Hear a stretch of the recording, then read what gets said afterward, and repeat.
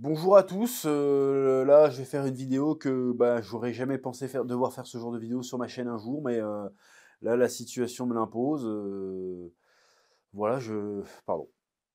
Je vais vous dire que cette vidéo est sponsorisée par Spatule Édition avec Issei Kaira bien sûr, oui! C'est l'histoire de deux jeunes dealers, J et K, qui, suite à un accident, se retrouvent transportés dans un nouveau monde d'heroic fantasy. Un monde plein de merveilles, mais dans lequel le cannabis n'existe pas. Alors nos deux amis ont une idée, vendre de l'herbe à toutes les créatures magiques et bizarres de ce nouveau monde. Dans leur quête, ils se feront de nouveaux amis, mais aussi des ennemis. Ils seront pris dans des événements qui les dépassent. Et grâce à leurs herbes flammes, ils deviendront des héros.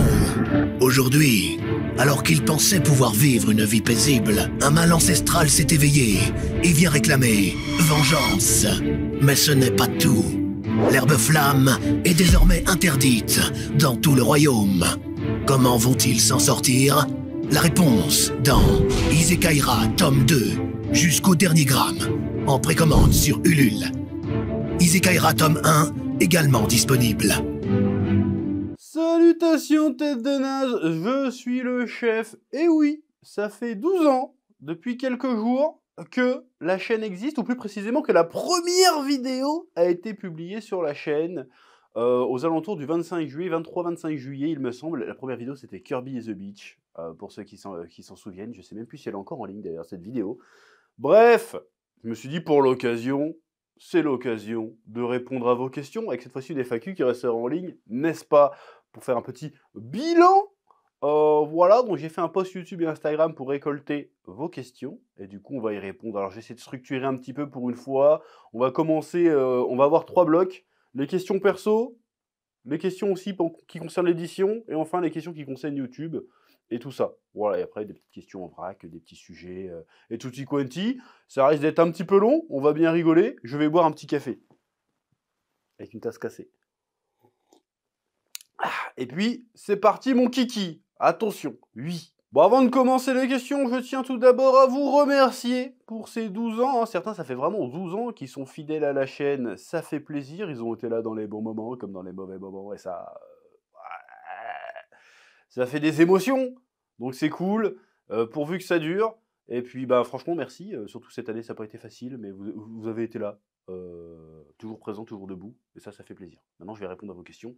Et c'est possible que je vous envoie chier pendant les réponses. Mais bon, c'est comme ça. C'est le jeu. Hein, voilà. Let's go. On commence avec le Xelaxes, un truc comme ça qui nous dit « Il est où ton frère ?» Ah bah oui, ça va être le gros sujet, hein, c'est pour ça que t'as cliqué, espèce de petit coquin. Bon, alors, tu vas peut-être être déçu. Mon frère, il est chez lui, il fait sa vie, et c'est très bien comme ça. Voilà. Alors évidemment, on s'est pris une méga shitstorm en début d'année.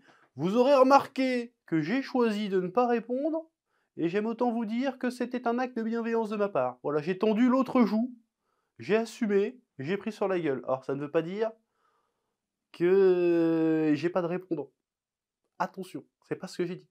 J'ai juste dit que j'ai choisi, dans un élan de bonté, de prendre sur moi, de ne pas répondre. Voilà. Après, il y a des gens, ils ont raconté n'importe quoi. Parce qu'il y a ce que mon frère a dit, ce que les gens ont compris, et puis il y a ce qui s'est passé dans la réalité, si tu veux. Voilà. Donc je ne répondrai pas là-dessus. Voilà, c'est fait, c'est fait. De mon côté, je ne regrette absolument rien. Oui, et je viens de dire ça, j'en ai rien à foutre. En revanche, pour montrer que je suis de bonne volonté, je vous repartage les réseaux de mon frère, si vous voulez vraiment le suivre sur Twitch, sur YouTube et sur Tipeee. Et ben ça se passe dans la description, il n'y a aucun souci. Voilà, maintenant on va passer à autre chose et répondre aux vraies questions. Alors, Kamel Harris nous demande pourquoi je me suis lancé sur YouTube et est-ce que j'ai accompli mon but? Bon, à la base, moi je me suis lancé sur YouTube parce que je me faisais chier. Hein, je voyais les vidéos de joueurs du grenier, tout ça. Je fais, ça a l'air facile, ça a l'air sympa à faire. Je vais faire des petites vidéos aussi. Bon, après, moi, j'ai commencé surtout en regardant le YouTube anglo-saxon. Je regardais Nostalgia Critique et tout ça à l'époque. Et je me suis dit, tiens, ça serait marrant de faire des vidéos un peu comme ça. Et on a fait d'autres vidéos. Puis un jour, on s'est dit, tiens, je vais peut-être parler de ma niche, de mon sujet.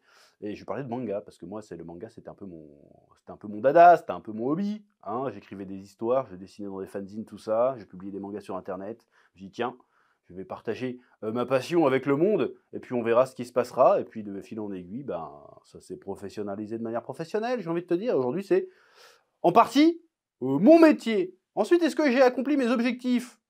C'était quoi mes objectifs déjà de base? Faudrait déjà les poser. C'était pas forcément des objectifs YouTube. Moi, quand j'ai commencé, ce que je voulais faire, même avant YouTube, ce que je voulais faire dans la vie, je voulais faire des mangas. Je voulais publier des mangas. Et je voulais faire un truc dans le manga. Bon, bah, j'ai fait ça. C'est-à-dire que j'ai publié des mangas, j'ai parlé de mangas, et j'ai voyagé, j'ai été au Japon, tout ça, j'ai fait plein de trucs.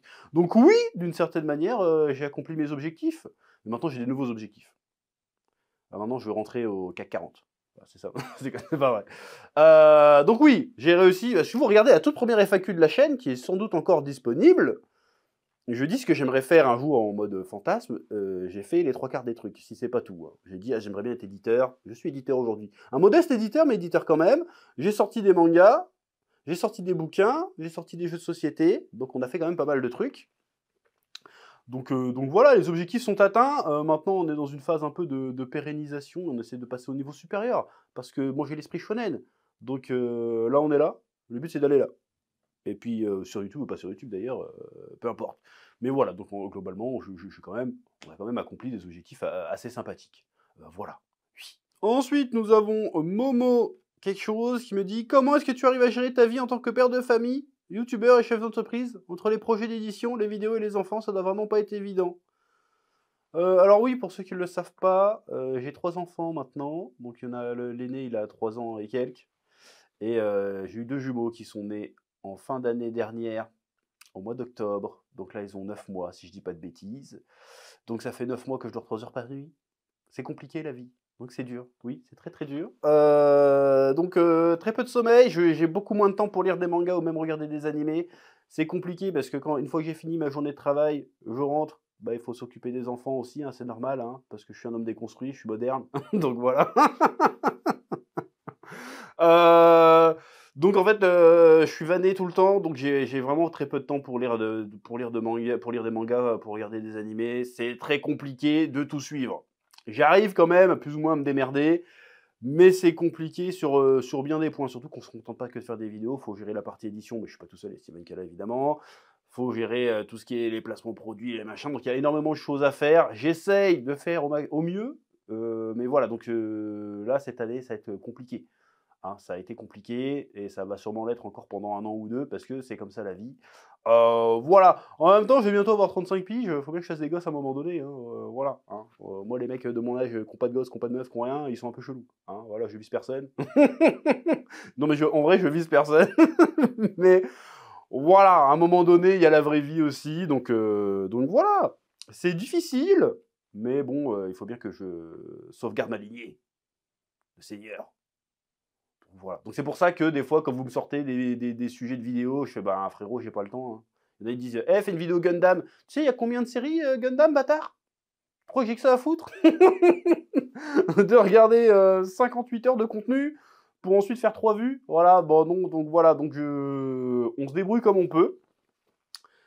Mais c'est pas évident, parce qu'en fait, avant, moi, à la base, ma journée s'arrêtait jamais vraiment. C'est-à-dire que à l'époque où j'étais célibataire et sans enfant, je passais presque 24 heures sur 24. Si j'étais pas en train de dormir, j'étais en train de bosser sur la chaîne ou sur les projets, si tu veux. Là, maintenant, c'est plus possible. Donc, il faut que j'essaye d'optimiser un maximum mes journées de travail pour que ça passe. Et encore, des fois, je rentre tard quand même. Des fois, je fais des journées de 12 heures. Ben, ça change rien, en fait. Tu vois ce que je veux dire? Donc là, maintenant que je dois gérer ça aussi, c'est plus compliqué, hein, c'est logique.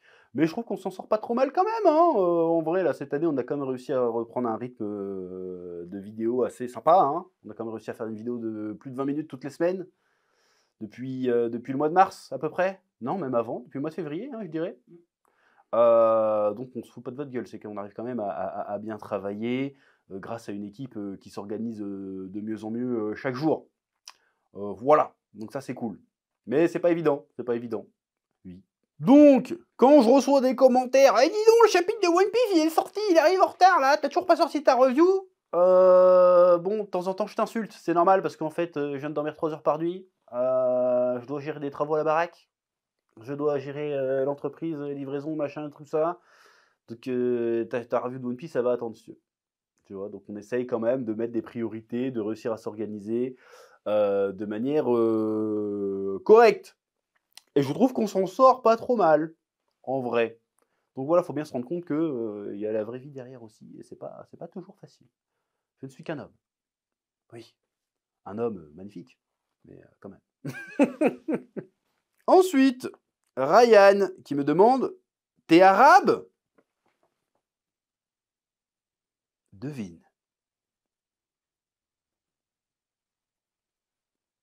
C'est tout. Et Gilberto, maintenant que tu as 3 enfants, comment comptes-tu trouver du temps pour faire un peu de sport? Car en vrai, le sport, c'est la vie. Oui, alors il y en a qui l'ont remarqué, c'est que l'année dernière, j'ai perdu un peu plus de 20 kilos. Parce que, attention, bah, le problème, c'est que depuis que mes enfants, les jumeaux sont nés, encore une fois, je dors 3 heures par nuit, donc je dois choisir. Soit je fais une séance de sport, soit je dors, et je te mens pas que je préfère dormir. Donc je dors. Là, j'ai commencé à reprendre un petit peu, là, donc je vous mettrai au courant, hein, des avancées. De toute façon, vous le verrez, hein, s'il y a des évolutions, hein, techniquement, c'est le but. Voilà, mais là, faire du sport de manière régulière, c'est compliqué. Encore une fois, hein, tu t'as pas dormi de la nuit. Même au niveau de tenir une diète, c'est compliqué, hein. Tu pas dormi de la nuit, tu envie de te jeter sous les roues d'un camion. Voilà, à un moment donné, quand tu croises un big tasty de viande, tu dis: «Bon, voilà, j'ai droit à un peu de réconfort». Je dis big tasty de viande, mais bon, je bouffe pas que du McDo, hein, mais je veux dire, un bon pain pâté là, pâté naf, terrine forestière. J'adore la charcuterie, moi je suis un gros sac de la campagne, moi. J'adore le terroir, tu vois? Tu me mets ça, est-ce que tu as le mental pour dire: «Non, je vais prendre une salade»? Bah non, du coup, tu reprends du poids forcément. Là, j'ai repris quelques kilos, mais là, je les ai reperdus. J'ai reperdu 5 kilos là. Donc petit à petit, peut-être en 2032, je ferai 100 kilos et on sera bien, on verra bien. Mais non, mais pas évident. En fait, tous les trucs autour, ça devient très très compliqué. Mais bon, c'est la vie, hein. Oui. Doka nous demande: est-ce que tu crains des fois la possibilité d'un effondrement des vues? Ou bien de ne plus savoir quel sujet traiter? Bien évidemment, je te le souhaite pas. Alors, effondrement des vues, bah, ça me permet de parler des stats parce que je reçois souvent des commentaires genre: «Ouais, tu fais plus de stats, chef, ouais, c'est la fin de la chaîne». Alors, j'ai jamais fait des stats de fou sur cette chaîne, hein. Je sais pas d'où vous sortez ça. Alors c'est trompeur parce qu'il y a le 1 million d'abonnés. Je sais pas d'où ils sortent, je les ai jamais vus, les 1 million d'abonnés sur les stats. Je pense qu'on a eu un beau boost d'abonnés à l'époque où on faisait des cartoons, parce que les cartoons, ça faisait énormément de vues, évidemment. On en reparlera des cartoons, il y a des questions après sur YouTube sur les cartoons. Mais le problème, moi à l'époque, je faisais beaucoup plus de vidéos sur la chaîne Le Chef Otaku, mais genre à mon prime, faisais peut-être 300 000 vues 2 ou 3 fois dans l'année, et puis du coup après les vues se cumulaient. Parce qu'il y en a, ils regardent les anciennes vidéos, genre: «Ouais, mais cette vidéo sur Hunter x Hunter, elle a 1 million de vues». Ouais, mais bâtard, elle a 7 ans la vidéo. Ça fait 7 ans qu'elle accumule les vues en fait. Donc ça ne veut rien dire. Donc là, alors les vues ont un peu baissé évidemment, mais c'est le cas général sur YouTube, hein. Les vues ont un peu baissé pendant un temps. Au début d'année, on a eu une grosse baisse de vues parce que plein de trucs. Là, on est revenu à un rythme de croisière pas trop mal. On a une moyenne de peut-être 150 000 vues, peut-être sur un mois. Faut voir sur un mois. Sur une semaine, ça veut rien dire. Faut vraiment voir sur un mois. Donc, on s'en sort très bien pour l'instant au niveau stats. Surtout pour une chaîne aussi vieille. Il n'y a pas beaucoup de chaînes qui ont 12 ans et qui font encore à peu près les mêmes vues qu'avant, hein. Regarde les youtubeurs Minecraft. Les youtubeurs Minecraft à 2 millions d'abonnés, ils font 10 000 vues par vidéo, hein. Donc voilà. Après, un jour viendra où on fera plus de vues. C'est logique, hein, ça fait partie du truc. Déjà, avoir tenu 12 ans, c'est déjà pas mal. Je pense qu'on peut tenir, je pense pas qu'on tiendra 10 ans de plus, mais qu'on peut venir encore 4-5 ans facile. On verra bien comment tout ça va se goupiller. Mais ça m'inquiète pas plus que ça, hein. Ça arrivera, ça arrivera. C'est à moi de me préparer pour la suite, pour l'après. Hein, parce qu'il y aura forcément un après, parce que je me vois mal à 50 piges en train de faire: alors, le dernier épisode de DBS, méga. Bon, il y a pas autre chose à foutre. En tout cas, j'espère qu'il y aura autre chose à foutre. Après, je pense qu'il y aura toujours une présence sur Internet, parce que ce serait con de disparaître dans l'anonymat le plus total du jour au lendemain, alors qu'il y a plein de projets à faire. Est-ce que je parlerai toujours de manga? Je ne sais pas. Ou même de pop culture, peut-être que tout d'un coup, je parlerai d'autres choses. Je parlerai des impôts, j'en sais rien. Donc voilà. Et puis, 2 secondes, je réfléchis à la question. Oui, ne plus savoir quel sujet traiter. Alors, quand on parle de manga, il y a toujours un sujet à traiter. D'ailleurs, je traite pas, je dois traiter 10% des sujets que j'ai envie de traiter. Pourquoi? Parce qu'il faut bien. J'avais dit que je voulais faire une vidéo sur. Comment ça s'appelle? Vision Escaflowne même. Finalement, j'ai renoncé parce qu'en fait, je sais très bien que je vais passer 3 semaines à faire une vidéo. bah personne va la regarder. Et ça, c'est un peu chiant. Alors, c'est pas tellement que personne va la regarder, c'est que personne va la regarder et après on va me reprocher de ne pas l'avoir fait la vidéo. Ça m'arrivait très souvent et donc maintenant j'essaie de trouver l'intersection entre ce que moi j'ai envie ce que moi j'aime faire et ce que vous aimez regarder. C'est pour ça qu'on s'est mis à faire des hologies principalement, hein, Narutologie, One Pieceologie, Dragon Ballologie. Parce que moi j'aime bien parler de ça, vous aimez bien regarder, moi je dis bon deal. Je vais pas faire le poète maudit en mode je vais parler de manga méconnu pour avoir du respect ou je sais pas quoi. J'ai toujours parlé de manga méconnu sur cette chaîne et on m'a toujours chié à la gueule parce que je ne parlais pas de manga méconnu. Donc maintenant j'arrête d'essayer de convaincre des mecs qui m'aiment pas de toute façon, qu'ils aillent se faire enculer, comme ça c'est clair et net. Voilà. J'ai 35 piges, j'ai plus le temps de me disputer avec des mecs sur Twitter, donc je vais être clair et net. Tu trouves que je fais pas assez de contenu de niche? Va te faire enculer. Le contenu de niche, tu le regardes pas. Dernièrement, j'ai sorti un menu manga sur Fire Force. C'est pas un manga de niche, on est bien d'accord, mais c'est pas un gros shonen non plus. Vidéo de plus de 20 minutes. On s'est fait chier en montage pour faire une ambiance et tout. 3 semaines de montage, le bordel. La vidéo, elle a bidé. Encore aujourd'hui, elle est même pas à 100 000 vues. Un mec me fait, une semaine après, hein, ou même pas 2 jours après, il me commente « Ouais, tu parles que de... » Quand la semaine d'après, je fais une vidéo de Dragon Ball, il me met « Ouais, tu parles que de sujets connus, tu pourrais parler de mangas moins connus, nanana, ils sont où les menus manga ?» J'ai fait « Bonjour, j'ai sorti un menu manga sur Fire Force. » L'as-tu regardé? Il me fait « Ah ouais, mais non, mais j'aime pas Fire Force, du coup, j'ai pas regardé. » Voilà, et moi, je dois lire ça et je dois pas insulter sa grand-mère, en fait. Parce qu'en fait, les gens qui prétendent qu'ils veulent des contenus de niche, découvrir des mangas, c'est pas vrai. Ils veulent que je parle de contenu de niche que eux connaissent déjà.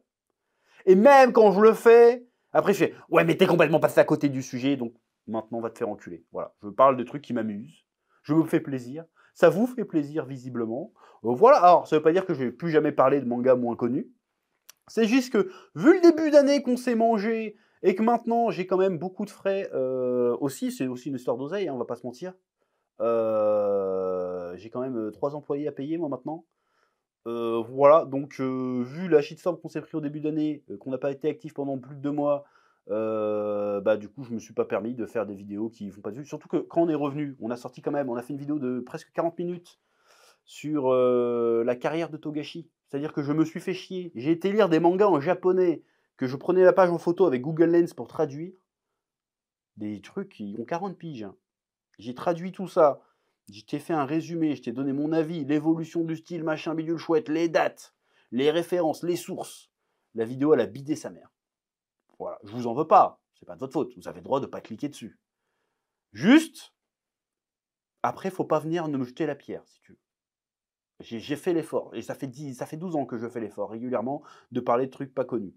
Voilà. Qui a fait une vidéo sur l'école emportée? Absolument personne. Qui a parlé d'Appleseed? Absolument personne. Qui a parlé de Blackjack? Qui a parlé de même Albator? J'ai parlé d'Albator. J'ai parlé de comment ça s'appelle? Gunbuster. J'ai parlé de tout ça sur ma chaîne et d'autres trucs. Et à chaque fois, ça a systématiquement bidé et à chaque fois, on me reprochait quand même de faire du mainstream. Donc au bout d'un moment, il va falloir arrêter de se justifier. Hein. Donc j'ai un peu dérivé du sujet. Parce qu'à la base, c'était pas ça la question. C'était quoi la question? Là, un effondrement des vues. Voilà. Donc, effondrement des vues, ça m'est déjà arrivé plusieurs fois. Toujours, on a remonté la pente. Là, actuellement, on a bien remonté la pente. On verra si ça arrive, ça arrive. Et puis, s'il faut carrément changer de type de contenu, et ben, on changera de type de contenu, et puis c'est tout. Ou alors, on arrêtera et on fera autre chose. Voilà. Pour l'instant, on a quand même une belle run de 12 ans. On n'a pas à rougir du parcours, des accomplissements, ni des stats qu'on fait encore. Voilà.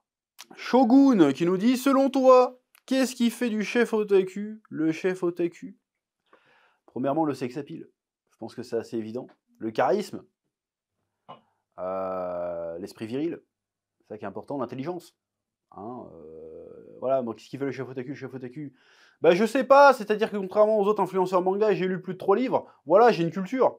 Hein, j'ai une bouteille. J'ai une vraie culture, en fait. Une vraie culture générale, une vraie culture manga, une vraie culture animée, en fait. Voilà, hein.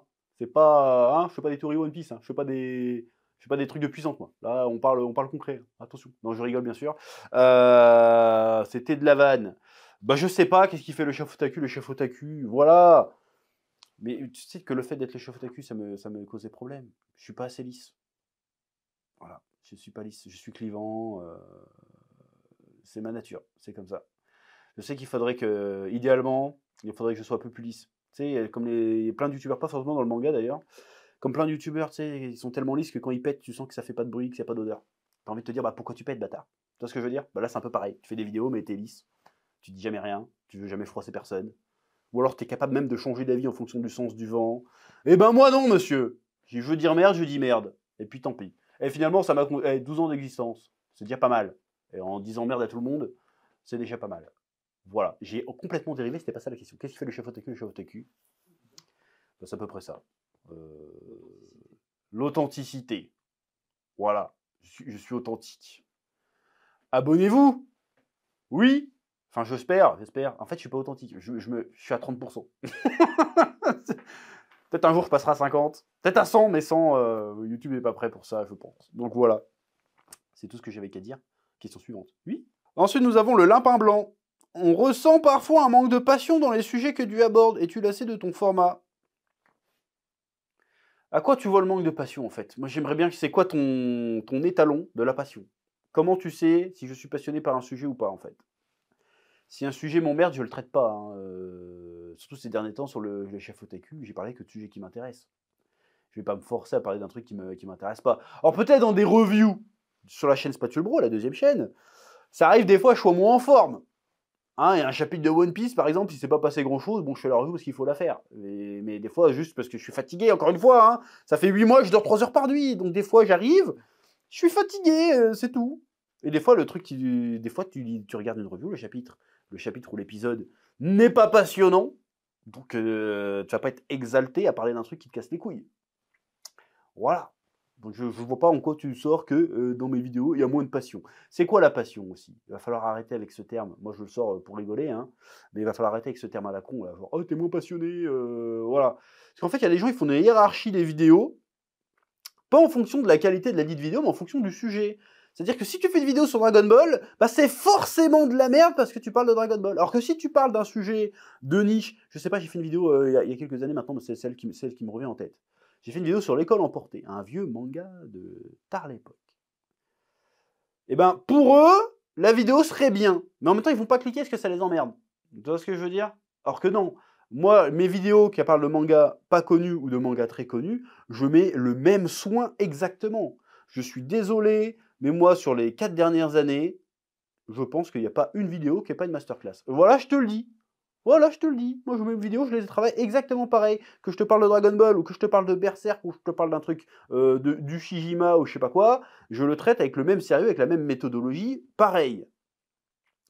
Ce qui fera la différence, c'est comment les gens vont l'apercevoir. Parce qu'en général, même quand les vidéos qui font pas très peu de vues, la vidéo Fire Force, ça fait peu de vues, la vidéo sur Togashi, a fait peu de vues, mais tous les gens qui l'ont regardé, l'ont kiffé. Les commentaires sont dithyrambiques, le ratio de pouces bleus est incroyable, le temps de visionnage est très bon aussi, donc les vidéos sont bonnes. C'est juste que vous ne regardez pas. Et donc du coup, c'est que je mets le même entrain à faire les vidéos. C'est juste que quand vous ne regardez pas, bon, est-ce que je vais me faire chier à faire... Je voulais faire Rumiko Takahashi. Il y a des trucs à dire sur Rumiko Takahashi. Ben, je fais, bah non, je vais pas le faire parce que ça va faire 3 vues et je vais perdre un mois de ma vie, en fait. Oui, mais la passion, chef! J'ai fait 12 ans de passion, là. J'ai fait 12 ans de vraie passion. Chaque fois que j'ai réorienté la chaîne sur du niche pour faire genre je suis un vrai, chaque fois que j'ai failli mettre la clé sous la porte. Donc au bout d'un moment, faut faire un peu votre taf aussi. Hein. Je vous en veux pas de pas regarder. Attention. C'est le libre marché, si tu veux. Mais venez pas me reprocher de ne pas faire un truc que je fais déjà et que vous ne regardez pas. Ça m'énerve, ça. Ça fait un petit côté, bon le mot est un peu fort, mais il y a un petit côté ingratitude. Alors je dis pas que vous me devez quelque chose, c'est pas ça que je dis. Mais réclamer un truc, et quand je vous le donne, vous ne le regardez pas, et vous quand même vous plaignez que je ne vous l'ai pas donné, ça c'est démoralisant à un moment donné, quand même. Et surtout que derrière, je ne suis pas censé vous insulter. Alors j'ai très envie, mais je ne le fais pas. Donc voilà, donc non, je n'ai quasiment jamais fait sur ma chaîne, à part des reviews, parce que des fois le review, les chapitres est pas, ou l'épisode n'est pas engageant, donc du coup bah, la review, voilà, même si vous préférez quand je gueule en plus. Mais sur ma chaîne, quand je fais une vidéo, c'est que j'ai envie de la faire et que le sujet m'intéresse. Voilà, donc tu sens une nouvelle passion, bah, c'est ton problème. Si tu sens pas assez de passion, qu'est-ce que tu veux que je fasse de plus? Je mets un string, je twerk, qu'est-ce qu'il faut que je fasse pour que tu ressentes la passion en fait? Au bout d'un moment. Donc ton truc c'est subjectif. Des fois, c'est peut-être le sujet que j'évoque qui t'intéresse moins. Dans ce cas-là, faut pas cliquer, mais faut pas dire que ça vient de moi. Je veux bien me remettre en question, mais au bout d'un moment, là, on sent moins de passion. Comment je dois te faire sentir la passion? Vas-y, développe. Parce qu'en fait, vous sortez des phrases, développe juste. Je dois te faire sentir la passion.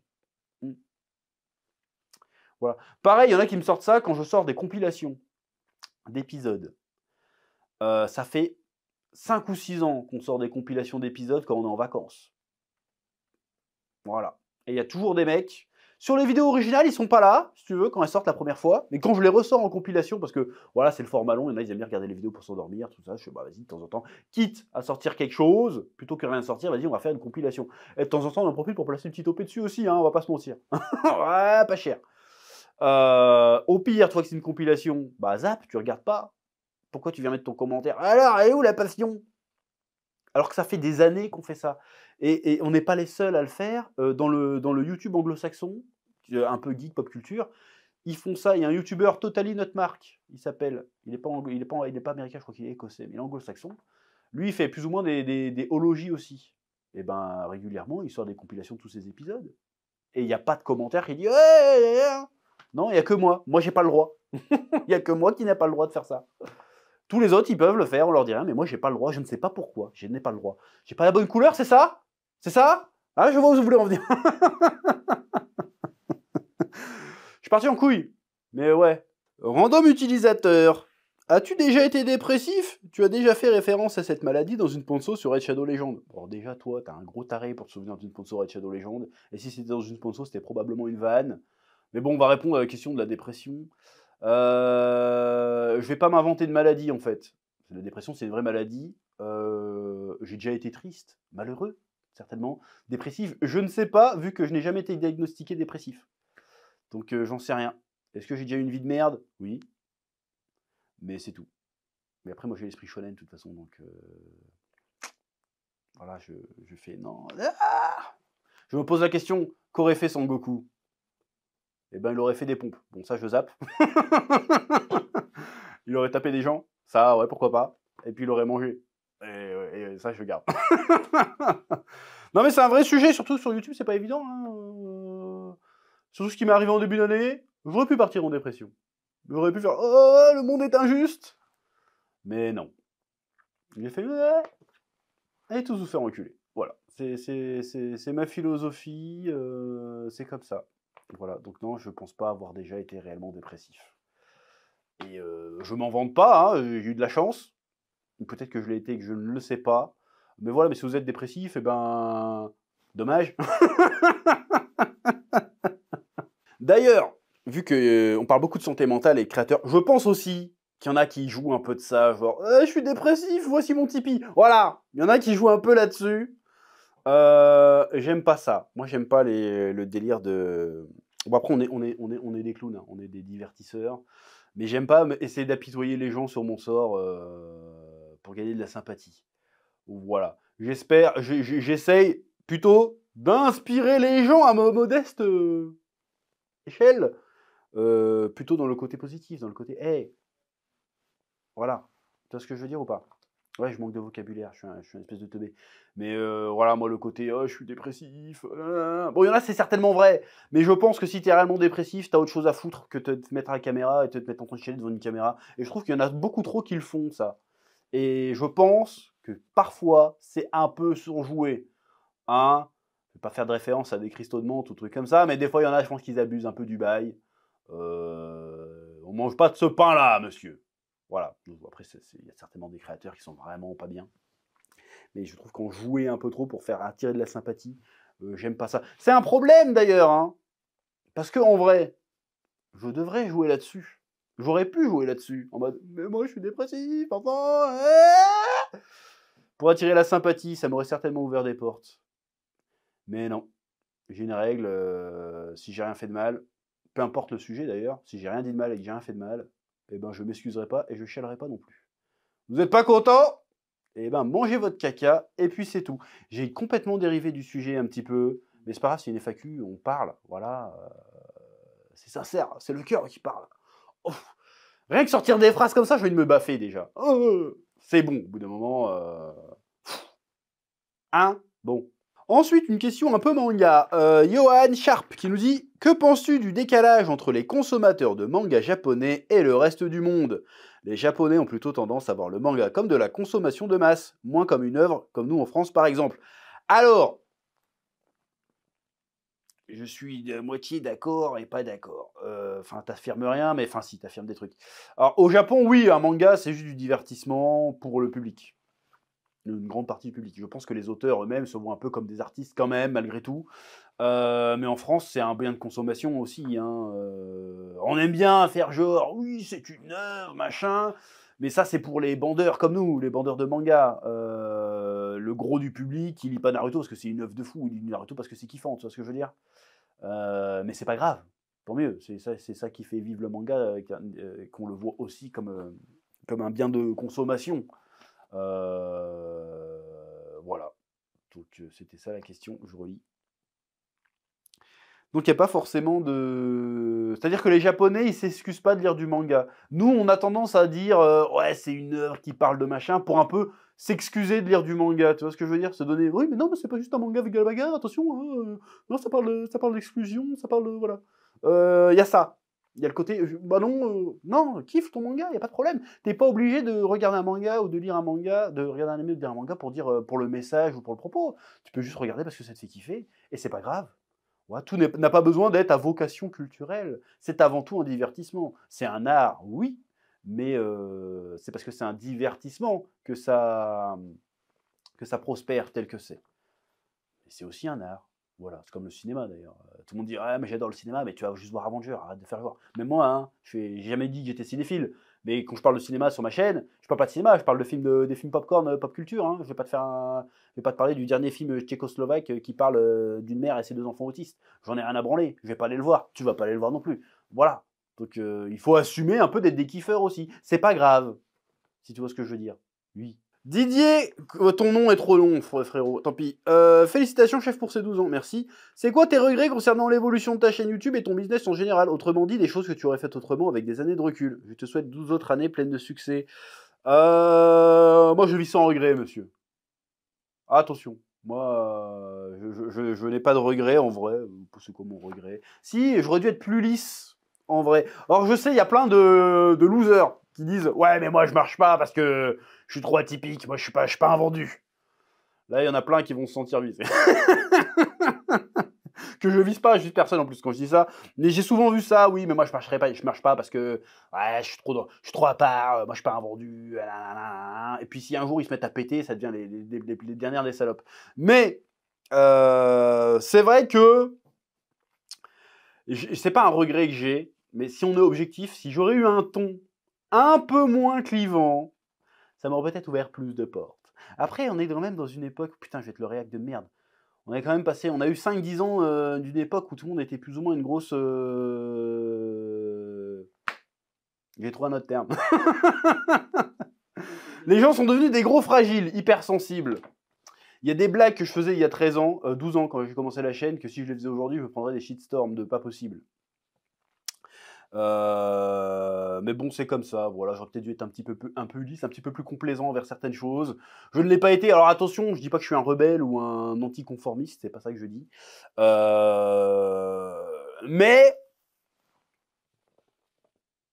j'ai payé au cours de ma carrière mon ton. Et je continue à le payer d'ailleurs, je continuerai à le payer. J'aurais peut-être dû être un peu plus. Oh, c'est que mon avis. Voilà. Mais c'est pas un regret, en fait, je m'en fous. Je suis content d'avoir fait comme ça. Des choses que j'aurais faites autrement avec des années de recul. J'aurais parlé de One Piece plus tôt. Ouais.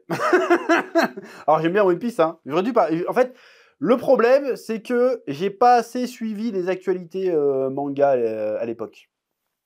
J'ai pas assez suivi. Alors il y avait des BS évidemment, mais j'ai pas assez suivi. J'ai pas parlé plus. J'aurais peut-être dû parler plus souvent d'animé, parce que j'ai surtout parlé de manga hein, sur cette chaîne. J'aurais peut-être plus parlé d'animé un peu plus actuel tout au long de. J'ai toujours un petit train de retard. En fait, je suis jamais sur. Tiens, admettons Solo Leveling. Bon, je faisais les reviews, mais j'aurais pu faire plein de vidéos. Enfin, j'aurais pu faire un gros menu manga Solo Leveling au moment où c'était au prime, tu vois. Je suis toujours en décalage. Soit je suis en avance, soit je suis en décalage, en retard.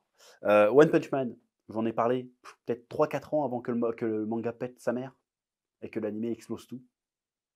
Chainsaw Man, j'en ai parlé des années avant que ça pète, et ça finit par péter.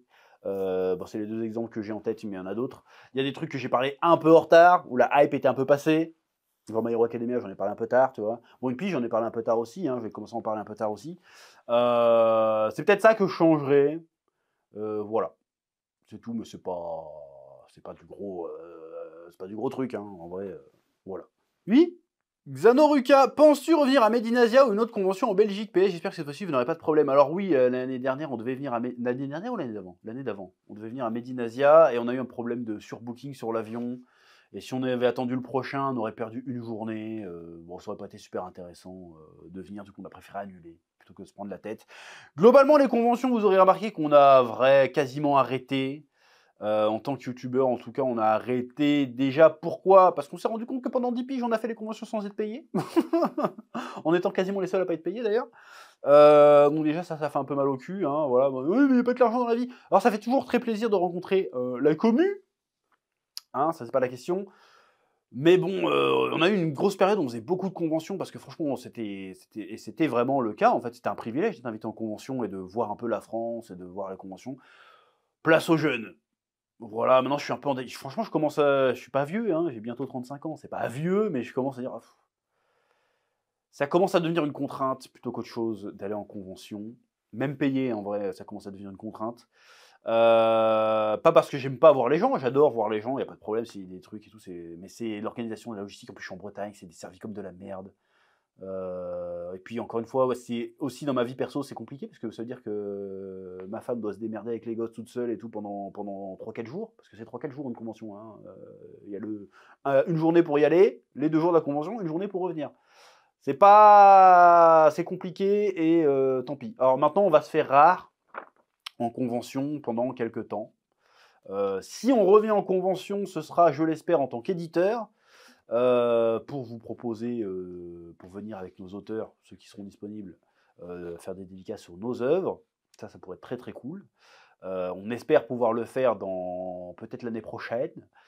Mais voilà, c'est tout. Les conventions maintenant, on va se faire de plus en plus rares. De toute façon, je pense que c'est plus trop d'actualité. Avant, c'était le truc à aller, ah, faut que tu sois à telle ou telle convention.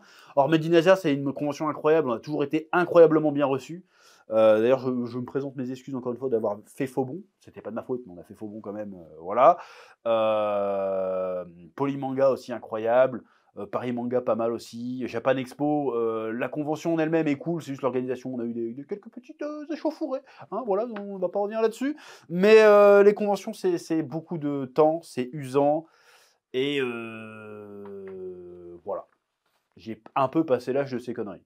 Voilà. Et si je reviens en convention, ça sera rare. Et quand ça se fera, ça sera très certainement en tant qu'éditeur ou qu'auteur. Hein, voilà. Cette année, j'ai pas pu me rendre à Japan Expo en tant qu'auteur avec Vega, parce que j'avais déjà programmé mes vacances dans la même période. Sinon, j'aurais été là en tant qu'auteur, évidemment. Mais sinon, voilà.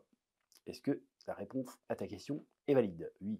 Alors, là, il y a 2 questions qui sont un peu dans le même thème, donc on va en parler. Bunger69 qui nous dit: «Bravo à toi, on est de la même année, c'est beau ce que tu as fait jusque-là. Pour nous autres, ça salarie dur». Eh oui. T'as pas mal de projets plutôt en phase d'expansion, donc tu te sens comment par rapport à ça? T'aimerais continuer, donc déléguer de plus en plus, ou justement te recentrer pour tout faire par toi-même? Avec une autre question d'Alexandre, pardon, qui dit: «Envie d'agrandir davantage l'aspect entrepreneurial, waouh, de la chaîne, avec une plus grosse équipe». Alors, c'est un peu dans le même thème. On a pas mal de projets en phase d'expansion. Donc, alors, justement, cette année, les projets se sont bien passés, mais ils se sont un peu moins bien passés que les projets de l'année d'avant. Mais ce qui était attendu, hein, d'ailleurs, parce qu'entre le Spatule Jump 0 et le Spatule Jump 1, on a fait à peu près moins 50%. 40-50%, ce qui est logique. Après, je pense qu'on a aussi moins bien communiqué sur le Spatule Jump 1. Il y a des gens encore actuellement qui n'étaient même pas au courant qu'il y avait le Spatule Jump 1 qui était en vente pendant un moment. Alors, je ne sais pas où on a mal communiqué. Je pense que le Spatule Jump 0, on avait créé de l'attente parce qu'on avait fait plusieurs vidéos avant le lancement autour. Là, c'est vrai qu'on l'a juste lancé comme ça. Peut-être qu'on aurait dû un peu mieux préparer le terrain. Voilà, donc on avait prévu de faire 3 projets cette année. Finalement, on se contentera d'en faire que 2. Parce que voilà, parce que là, on a enchaîné 2 campagnes Et on se rend bien compte que c'était peut-être un peu trop rapproché. Donc on va peut-être se contenter maintenant de revoir un peu notre copie et de partir sur 2 projets par an, un en début d'année et un en fin d'année. Voilà. Donc le prochain Spatule Jump, le numéro 2, sera normalement en début d'année 2026. Et l'autre projet, ce sera un projet personnel cette fois, un manga, ce sera plutôt à la rentrée septembre. Voilà, septembre-octobre. Voilà. Alors, contrairement à l'aspect entrepreneurial de la chaîne, alors elle n'est pas plus entrepreneuriale que d'autres chaînes en réalité. Joueur du Grenier, c'est une entreprise. Hein. Il y a des salariés, pareil. Je ne me compare pas au Joueur du Grenier, attention. Je ne suis pas digne. Mais Squeezie, il a des salariés aussi. Alors, je suis encore moins un Squeezie. Moi, je suis un clochard. Des fois, il y en a qui croient que je suis un grand youtubeur. Je suis un clochard. Hein. Faut se calmer. Alors, je suis le roi de la pile de clochards, si tu veux. Je suis clochard premium, mais je suis un clochard quand même.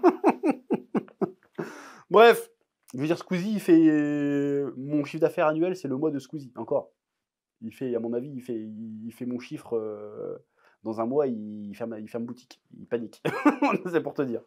Donc, est-ce que déléguer? Là, on commence à déléguer pas mal. Alors, évidemment, le problème, ça, c'est un peu le problème de mon format, c'est que c'est un format qui est très personnel.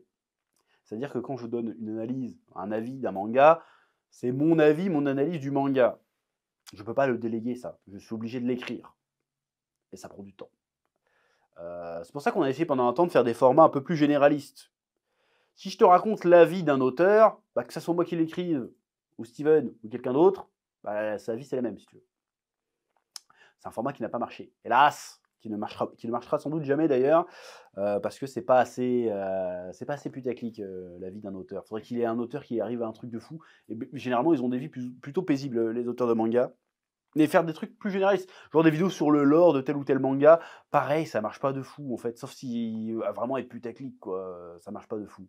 Donc il faudrait trouver un format où c'est pas moi qui serais obligé de l'écrire forcément. Alors évidemment, je ne pas derrière pour mettre ma patte, il faudrait trouver ça. Mais là, pour l'instant, on n'a toujours pas trouvé ce format-là. Donc ça, je ne peux pas le déléguer. En revanche, je peux déléguer les miniatures, je peux déléguer le montage, je peux déléguer la programmation des vidéos, je peux déléguer le côté administratif. Hein, ça, c'est Steven qui s'en charge maintenant. Donc je commence à pas mal déléguer quand même, qui nous permettent d'être plus productifs. On l'a vu cette année. On a été plus productifs. Si, on a été beaucoup plus productifs que les 2 autres années, parce que les 2 autres années, on était surtout sur le début, enfin surtout l'année dernière, on était sur le début du côté édition, qui prenait beaucoup de temps. Il fallait que je l'écrive Isekara, il fallait que je fasse mon truc Spatule Jump, il fallait qu'on fasse énormément de rendez-vous à gauche, à droite pour les devis, machin. Maintenant que la machine est bien rodée, ça va. On peut commencer à... Chacun connaît son rôle, chacun peut bosser plus ou moins en autonomie, et ça se voit sur les stats, ça se voit sur le rythme de parution, ça se voit sur la qualité des projets qu'on produit.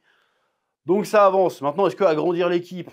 En vrai, dans un monde idéal, il faudra un graphiste à demeure qui est là tout le temps. Il fait hey, j'ai besoin d'un truc, il fera un graphiste de fou. Malheureusement, il faut des sous pour ça. Et franchement, là, c'est pour montrer à quel point je suis radin et pingre. C'est-à-dire que là, techniquement, si je ferais que YouTube, en vrai, je pourrais faire tourner la boutique tout seul. Hein.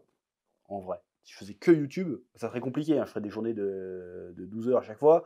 Mais je pourrais faire tourner la boutique tout seul et me faire de l'oseille, laisse tomber. C'est ce que j'ai fait pendant 10 ans. Hein. J'ai tout fait tourner tout seul. En dépit de ce qu'on dit, j'ai fait tourner la boutique tout seul. Mais j'ai dit, au bout d'un moment, si on veut avoir plus de faire d'autres projets et commencer à préparer l'après aussi, et faire des trucs périns, il va falloir commencer à déléguer, à faire confiance aux gens, à former des gens aussi, pourquoi pas, pour pouvoir tout faire. Donc ça me coûte très cher d'avoir des salariés, d'avoir des locaux. Donc je gagne moins d'argent qu'avant. Enfin, je fais plus de chiffre d'affaires, mais je gagne moins d'argent qu'avant. C'était pas la question, mais il faut aussi savoir que là, prendre un employé en plus, maintenant, c'est pas possible. Voilà. Après, il ne tient qu'à vous d'acheter les bouquins, de faire les vidéos, de regarder les vidéos, voilà. Et là, moi, je peux... Si on peut faire une équipe de 10, moi, je serais content d'avoir une équipe de 10 personnes. Ça, on en aurait des trucs à faire à 10. Malheureusement, je ne peux pas. Mais pour l'instant, on est déjà 4. On tient à 4. Ça fait plaisir. Voilà. Pour info, là, on est combien? On est 8 août? On est au mois de août, quasiment? Sur la sortie de la vidéo, tu veux dire ou sur la... Ouais, non, mais là, sur aujourd'hui, là. Ouais, aujourd'hui. On est le 27, 28 29 Non, 29. On est le 29 29. On est le 29 juillet. Pour l'instant, cette année, je me suis pas payé, moi. Hein. C'est pour te dire. Voilà. Donc, je vais peut-être essayer de me payer d'abord, et puis après, on verra. Voilà. Parce que... voilà.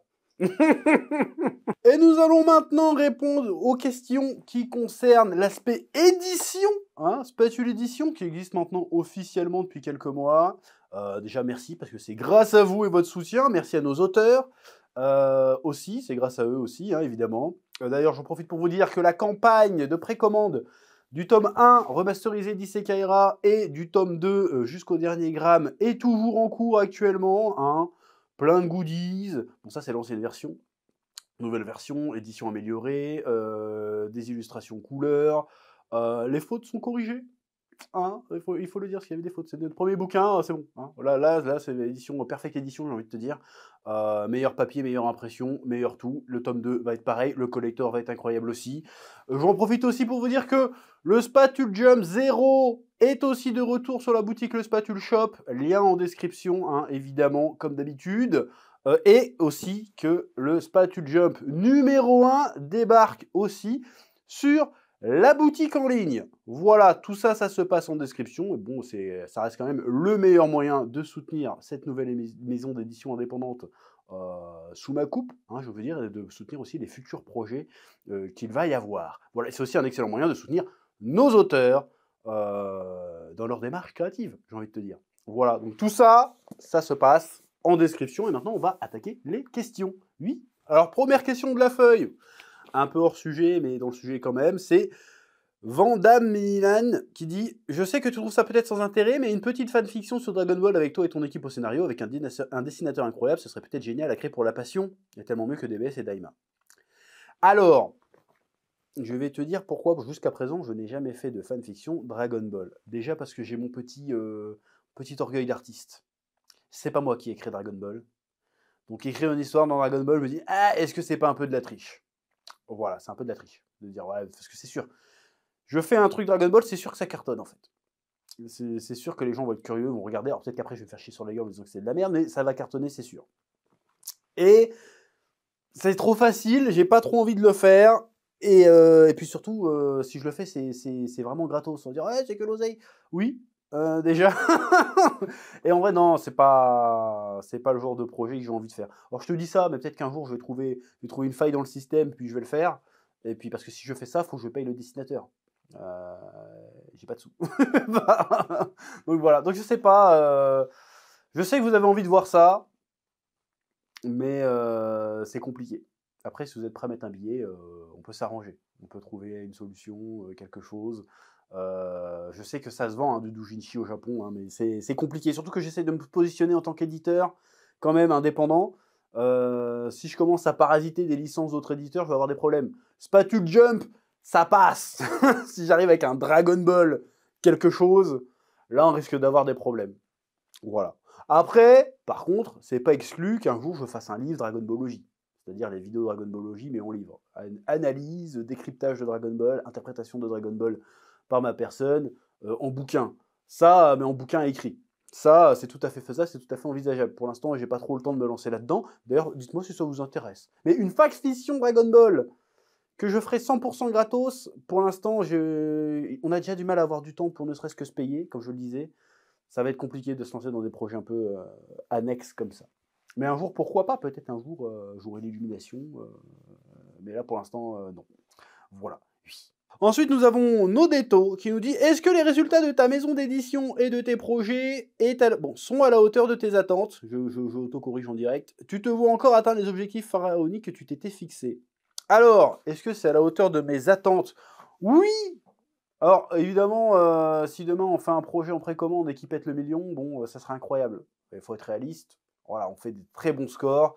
Pour une maison d'édition indépendante, il y en a certaines qui sont venues vers nous pour nous parler d'ailleurs, qui voulaient échanger. Ils étaient admiratifs des résultats qu'on a eus sur nos 3 premiers projets. Pour l'instant, on n'a jamais eu d'échec, on n'a jamais eu de gros bids. On a toujours atteint les 100% de l'objectif en précommande et après, ça a toujours transformé aussi une fois que ça sortait sur notre boutique en ligne. Voilà. Donc pour l'instant, les résultats sont très encourageants. On espère pouvoir continuer. Oui. Donc, les résultats sont là. Jusqu'à présent, les gens qui ont pu se procurer nos productions ont été satisfaits. On a de très bons retours sur nos projets. Aussi de la part des auteurs, ça s'est globalement très bien passé. Le problème pour l'instant, c'est pas un problème, c'est normal, c'est que l'activité d'édition n'est pas encore giga rentable pour l'instant, donc on continue de le faire parce que on y croit, mais c'est pas encore giga rentable pour l'instant. Il faudrait qu'on multiplie les projets, mais encore une fois, c'est compliqué parce qu'il faut de la trésorerie derrière, il faut avancer ce que nous on a payé, on avance l'argent des auteurs. Tous les auteurs qui signent chez nous ont une avance sur droit d'auteur similaire à ce qu'on pourrait avoir dans le circuit classique. Ça coûte des sous. Il faut aussi qu'on se paye, nous. Moi, encore une fois, je vous le répète, je me suis toujours pas payé. Et même pour être transparent, en termes de charges tous les mois, on est presque à 10 000 balles de charges tous les mois avant que je puisse me payer. Donc, c'est chaud, on survit, ça se passe bien, mais il va falloir qu'on essaye de passer un cap pour que ça soit vraiment périn, cette histoire. On espère que ça le sera, hein, ça va dépendre aussi de vous, ça va dépendre de nous aussi de proposer des bons trucs, de les faire dans de bonnes conditions. Voilà. Est-ce qu'on va atteindre nos objectifs pharaoniques? Mais moi j'ai déjà dit, idéalement je veux devenir Marvel, je veux devenir Disney moi, donc on n'y arrivera jamais. En vrai, il y a 1% de chance que ça arrive. Mais bon, c'est pas parce qu'il y a que 1% de chance qu'on va pas essayer d'aller le chercher. Donc on va essayer d'aller le chercher, mais il faut aussi prendre les réalités du terrain en compte. Déjà, le milieu d'édition, c'est un milieu extrêmement régulé. On peut pas faire ce qu'on veut, on peut pas faire n'importe quoi. Surtout de par l'exposition qu'on a, faut vraiment pas qu'on joue au con à faire des trucs pas permis, des trucs comme ça. Donc on fasse très attention, qu'on soit vraiment dans les clous. Et quoi d'autre? Bah déjà, ça coûte beaucoup d'argent aussi, hein, faut bien s'en rendre compte. Oui. Parler le montant de la campagne qu'on fait. Ouais. Souvent, les gens pensent que c'est bon, il y a tout dans notre poche. Du coup, c'est pas... Parce que les montants des campagnes, ils peuvent paraître impressionnants, et ils le sont. Hein, objectivement, ils sont impressionnants. Mais nous, il ne nous reste pas ça. À la fin, il ne nous reste pas beaucoup de ça. Il ne nous reste pas ça du tout. Hein. Si on fait 200 000 euros, à la fin, il nous reste peut-être, après impôt, il doit nous rester 20 000 balles à nous. Tu vois, et encore, je suis large. Donc en fait, ça paye 2 mois de salaire, et puis c'est tout. Voilà, donc on s'est pas enrichi sur ces projets pour l'instant. Alors je te cache pas que c'est un peu le but aussi, hein, quand tu lances une affaire, c'est d'être rentable, c'est de faire du chiffre, hein, évidemment. C'est pas que ça, parce que si j'ai voulu faire des thunes, je t'aurais fait une Dark Kitchen, on m'a proposé. Hein. J'ai fait, j'en ai rien à péter de vos conneries, donc je le fais pas. Donc l'idée, c'est de trouver un compromis en ce que j'aime faire, ce qui me passionne, et de pouvoir gagner ma vie avec ça aussi. Donc là, c'est en rodage, on va voir, j'espère qu'on ira le plus loin possible. On a quand même été plus loin que d'autres initiatives pour l'instant. On est sur notre 2e année dans le monde de l'édition. On a fait 3 projets pour l'instant, bientôt 4. Sachant qu'on ne va pas faire que Spatujump. Spatujump, c'est un peu notre produit d'appel qui nous permet de nous rencontrer des auteurs et tout ça. Hein, d'ailleurs, j'ai un autre projet qui arrive avec un des auteurs de Spatujump qui arrivera fin 2026, mais qu'on commencera à teaser bien avant, hein, évidemment. Voilà, pendant un temps, on a pensé aussi à... L'objectif à terme, c'est évidemment de proposer des mangas par d'autres auteurs, pas que des projets à moi, mais des projets qu'on nous amène, qu'on dit vas-y, je te signe pour 10 tomes, tu vois, on aimerait bien faire ça. Problème, encore une fois, le problème, c'est le problème de trésorerie. Il faut que les thunes rentrent, il faut qu'on ait... Parce que l'édition, le problème, c'est surtout qu'on fait de la création originale, c'est surtout ça, parce que si on achetait des licences, ça serait facile, mais on ne fait pas ça. Faire de la création originale, c'est que ça se fait sur le temps long. Donc c'est beaucoup d'investissement et tu as un retour sur investissement 1 an ou 2 ans après. C'est compliqué. Voilà. Donc c'est compliqué, mais on peut y arriver, encore une fois. C'est à nous aussi d'utiliser les bonnes stratégies, de signer les bons projets et de tout déchirer. Voilà. Je ne sais pas si j'ai pas été un peu confus dans ce que j'ai dit, mais t'as capté. Oui. Geveld qui nous dit à quand une production mensuelle, hebdomadaire, voire quotidienne via Spatujump ou autre partenaire de diffusion. Bon là je pense que le gars il troll un petit peu, mais c'est intéressant quand même. Faut produire un maximum, il y aura le plus grand manga français dedans, un moment c'est sûr. Une histoire locale inspirée de nos héros, mais façonnée à la française, ça parlera à tous les gamins et tous leurs darons. Alors Geveld, si ça ne tenait qu'à moi, mais le Spatujump ça serait vraiment un Shonen Jump, parce que là pour le coup c'est pas un Shonen Jump, c'est pas un magazine, le Spatujump c'est un recueil, je le rappelle, qui sort de manière...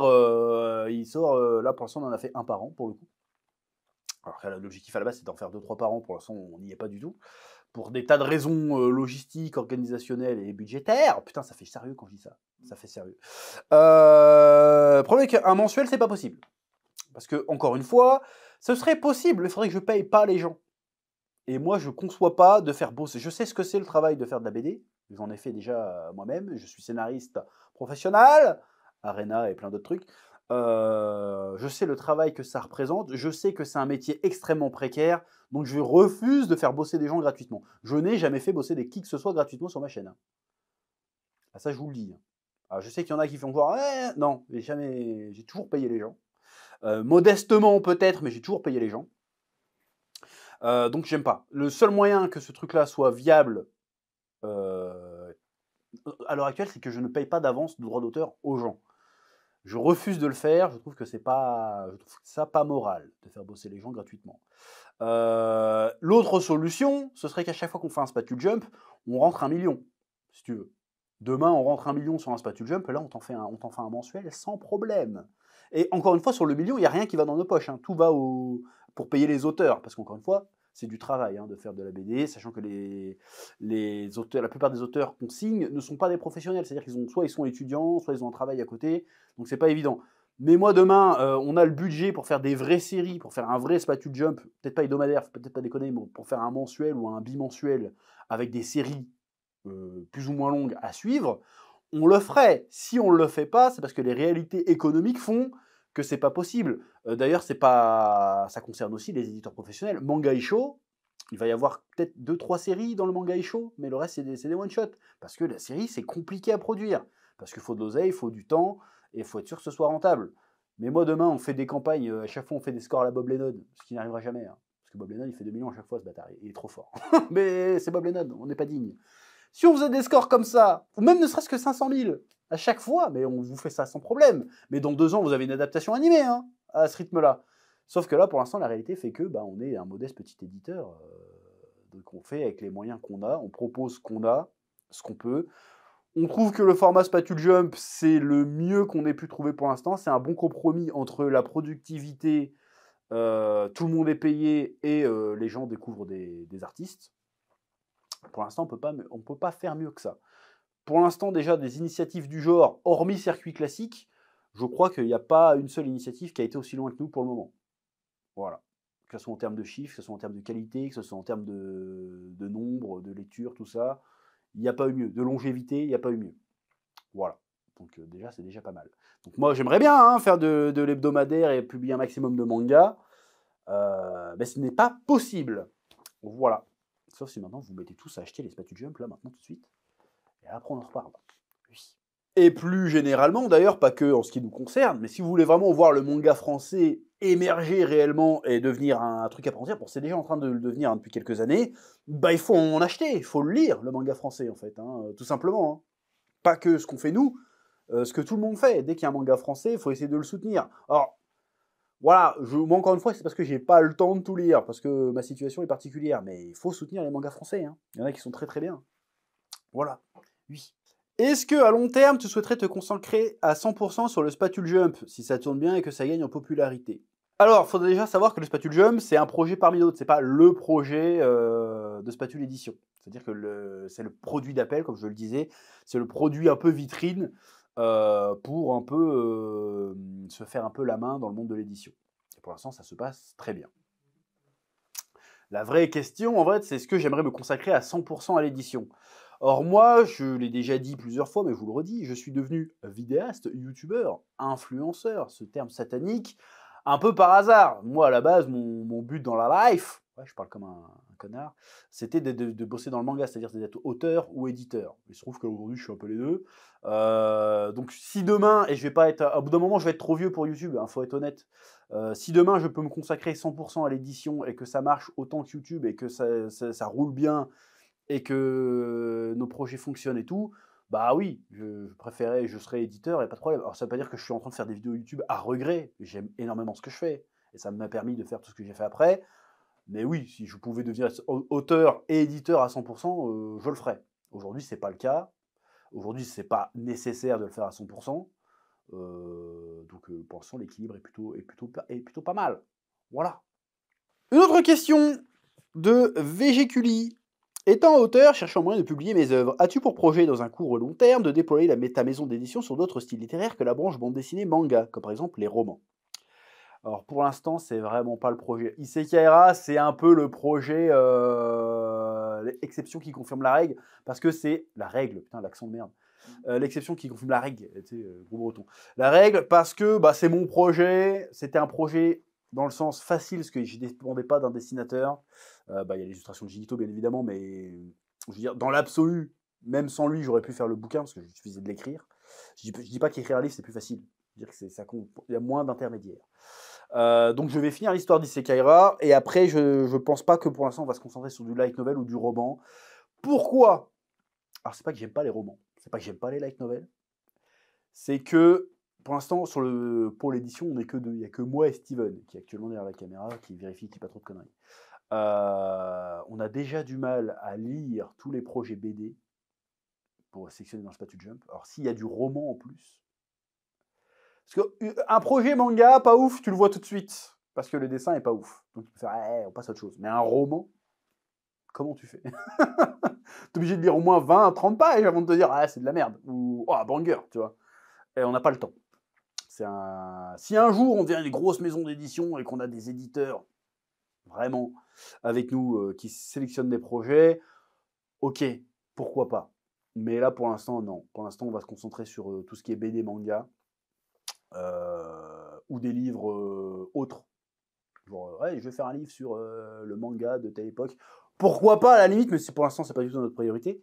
Mais pour l'instant, c'est BD, manga. Voilà. On aimerait bien faire autre chose. Mais pour l'instant, pas.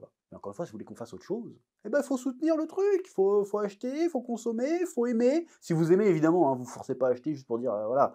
Il faut avoir envie de lire nos projets, les aimer et ensuite les soutenir. C'est ce que je veux dire. C'est pas genre, t'as compris. Oui. Ensuite, une autre question. Attention de l'aigreur. De Lolove, qui nous dit, as-tu déjà pensé à une adaptation d'Arena en animé? Et si oui, est-ce envisageable? Enfin, pourrais-tu nous dire si d'autres projets de Spatule Edition sont prévus, autres que les masterclass déjà faites? Alors, concernant Arena. Pardon. Concernant Arena, ma série Webtoon publiée aux éditions Vega, qui ont changé 3 fois de nom depuis, mais bon, c'est Vega. Dessinée par Clarity, est disponible sur l'application Webtoon. D'ailleurs, gratuitement, en diffusion, là, on commence à attaquer la saison 3, si je dis pas de bêtises, en diffusion sur Webtoon. Donc allez-y, déjà plus de 2 millions de lecteurs. Voilà, soit disant, Arena c'est un bide, 2 millions de lecteurs, voilà. Bon, voilà. Et le tome 6 qui est sorti le mois dernier, et le tome 7 qui devrait sortir d'ici la fin de l'année, si je dis pas de bêtises, voilà. 7 tomes quand même, voilà. Bon, bref. Alors, est-ce que j'ai déjà pensé à une adaptation d'Arena en animé? Alors, j'ai déjà pensé, j'ai déjà fantasmé si tu veux, mais je vais devoir vous rappeler une réalité du terrain, c'est que je n'ai pas les droits d'Arena. Voilà, c'est mon éditeur qui a les droits d'Arena, donc c'est Vega, donc c'est Dupuis. Maintenant, c'est un petit peu... c'est Kadokawa, je crois, qui a racheté. Je sais plus. Il y a des Japonais qui ont racheté. Et je pense qu'ils en ont rien à branler d'Arena. Vu le peu de promo qu'il y a eu quand le tome 6 est sorti, voilà, je vise personne. Mais je le dis quand même, ils n'ont pas fait de promo. J'ai fait la promo tout seul, bon, c'est pas très cool. Bref, alors que 2 millions de lectures sur Webtoon quand même. Voilà, en moins de 50 épisodes. C'est un bon score. Bref. Donc ce n'est pas moi qui ai les droits d'adaptation. C'est-à-dire que quand tu signes chez un éditeur, tu délègues au moins en partie tes droits. Que ce soit pour les produits dérivés ou les adaptations, toujours. Même les droits TV, je crois que j'ai signé un truc sur les droits TV. Donc, si un jour adaptation il y a, ça ne viendra pas de moi, ça ne sera pas à mon initiative. Parce que, une, j'ai pas les droits, et de deux, j'ai pas le budget. Vous vous rendez pas compte du prix que ça coûte de faire un animé. On parle en millions d'euros pour un épisode. C'est pas avec 20 000 balles, on peut faire un truc. Non, c'est pas comme ça que ça marche. Donc non, je n'ai pas les moyens financiers de produire un animé. Tout comme je n'ai pas les moyens légaux, parce que je n'ai pas les droits sur l'œuvre. Je n'ai plus les droits sur l'œuvre. J'ai en partie des droits, évidemment, un certain pourcentage qui me reviendrait, mais je n'ai pas le droit de décider, je vais faire un animé comme ça unilatéralement. Je peux même pas écrire une suite comme ça, gratos, si tu veux. En théorie, je dis pas de bêtises. Donc non, c'est pas possible. Ensuite, à part d'autres projets de Spatule Edition sont prévus. Alors évidemment, d'autres projets sont prévus. Déjà, on va continuer le Spatule Jump. Donc l'idée pour l'instant, c'est déjà en 2026, on va faire un Spatule Jump, un autre projet. Et en fonction de comment ça marche, soit on suivra la même ligne pour 2027 avec un Spatule Jump et un autre projet. Parce que moi, le projet que je prépare, ça sera un one-shot. Voilà. Ce sera un tome entier, mais en one-shot. Voilà, pour pas spoiler. Mais si les résultats sont là, évidemment, on aimerait lancer d'autres manga, d'autres c'est des vraies séries. On aimerait bien faire ça, mais encore une fois, ça va dépendre un peu du budget. Du budget et aussi des projets qu'on nous proposera à ce moment-là. Moi, il y a plusieurs auteurs qui sont passés dans Spatu Jump dont les projets ont un potentiel soit en one-shot plus long, soit en série, qui ont des vrais univers. On aimerait bien les signer, mais on ne peut pas leur promettre des trucs comme ça maintenant. Ce serait un petit peu trop risqué. Voilà, c'est pour annoncer 36 000 projets et mettre la clé sous la porte 6 mois plus tard. Parce que là, pour le coup, si on met la clé sous la porte, c'est pas que l'édition. Là, c'est tout. Voilà, je préfère vous prévenir. Donc, on aimerait bien. On va essayer d'aller vers là-bas. On arrivera certainement à aller vers là-bas. Mais pour l'instant, c'est pas possible. Donc, il faut qu'on n'essaye pas de grandir trop vite, trop tôt. Voilà. C'était français ce que je viens de dire? Oui. Grandir trop vite. C'est tout. Pourquoi trop vite, trop tôt? Juste grandir trop vite. Il faut y aller étape par étape. Voilà. Et aussi, oui, il y a une autre étape aussi, ça va être la librairie. Parce que pour l'instant, on a fait des trucs vraiment en indépendant, en circuit court. Là, il va falloir passer un peu l'épreuve du feu. Ça va être la librairie. J'en profite pour vous annoncer que vers la fin d'année, nos premiers projets sortiront en librairie. Ce premier projet, ce sera Isekai'ra qui sortira en librairie. Voilà, on en reparlera plus en détail au moment voulu. Mais voilà, oui. Une question de Bruce Gasser. Est-ce que tu feras un jour un manga, Gloire à l'Oracle? Alors, bon déjà il y a Arena. Bon c'est un webtoon, mais bon c'est un manga. J'ai déjà fait plein de mangas en vrai, qui sont jamais sortis dans le circuit classique, hein, que j'ai publié sur le net il y a une dizaine d'années, qui étaient tous des bangers. Je les ai encore tous. Un jour je sortirai une anthologie de mes mangas. C'est des histoires qui sont jamais finies, qui sont plein de défauts, mais j'aimerais bien les publier pour que les gens puissent les voir quand même. Il faut savoir que quand j'étais adolescent au collège, j'ai écrit un manga entier, j'ai fait un tome entier d'un manga. Incroyable. Il faudrait que je le scanne et que je fasse un bouquin, que je mette en bonus dans une campagne de précommande, un truc comme ça. Je prépare actuellement un manga, un one-shot, avec un dessinateur du Spatu Jump. Si on se démerde bien, ça va être un banger. Ce sera une histoire en un tome, qui s'inscrivra dans un univers plus grand, mais ça sera quand même une histoire en un tome. Comme ça, si ça bide, bah, c'est pas grave. Il n'y aura pas besoin d'avoir de suite. Et si ça marche, eh ben, il y aura d'autres histoires dans le même univers, un peu partout. Je vous parlerai de ça un peu plus loin, mais en vrai, moi, j'ai des histoires pour tout. J'ai une histoire de SF, j'ai une histoire de bien shonen, j'ai plein de trucs à faire. J'aimerais bien tous les faire. J'ai pas le temps, il faudrait les dessinateurs et il faudrait les moyens de payer les dessinateurs. Encore une fois, on retourne toujours au même problème. Et faites-moi péter le million sur une campagne et là, on va s'amuser. Là, vous sortir des projets, vous en avez marre de voir mes projets, tellement j'aurai de projets à sortir. Vous allez dégoûter. Voilà. Je peux faire un Marvel à moi tout seul, parce que j'ai plein d'histoires. C'est pas le problème. Le problème, c'est qu'il faut avoir les moyens de les faire. Voilà, donc oui, je ferai un manga, et pas qu'un d'ailleurs. Voilà, c'est-à-dire que à terme, je serai plus connu pour mes mangas que pour mes vidéos YouTube. Vous verrez. Vous verrez. Vous verrez. Prochaine question. Question à propos du Spatu Jump. Est-ce qu'il sera plus facile de l'acheter dans certains pays comme le Congo, le Cameroun, et j'en passe là où la livraison est très compliquée? Alors, je demande vérification auprès de Steven. On peut livrer déjà au Cameroun? Pas avec le Spatu Shop. Pas avec le Spatu Shop. Ah non, avec le Spatu Shop, on peut pas. Mais à travers les campagnes, on peut. Alors, c'est pas que Non. on ne peut pas livrer, hein. Ouais. C'est juste qu'avec l'abonnement qu'on a actuellement, on a limité certains pays. Voilà, parce qu'en fait, on a passé des deals logistiques avec soit avec Shopify, soit avec les trucs de livraison. Ouais, Ce qui fait que, les transporteurs, c'est ça le mot, merci. Ce qui fait que des fois, il y a certaines destinations qui ne sont pas disponibles, ou alors à un prix qui coûte plus cher que le bouquin. Voilà. Mais dans les campagnes de précommande, vu que dans les campagnes de précommande, on peut plus ou moins adapter. Normalement, les campagnes de précommande, si votre pays n'est pas sur liste rouge, hein, normalement, vous pouvez commander ça. Mais après, bientôt, il devrait y avoir des versions numériques qui devraient pallier à ça aussi. Voilà.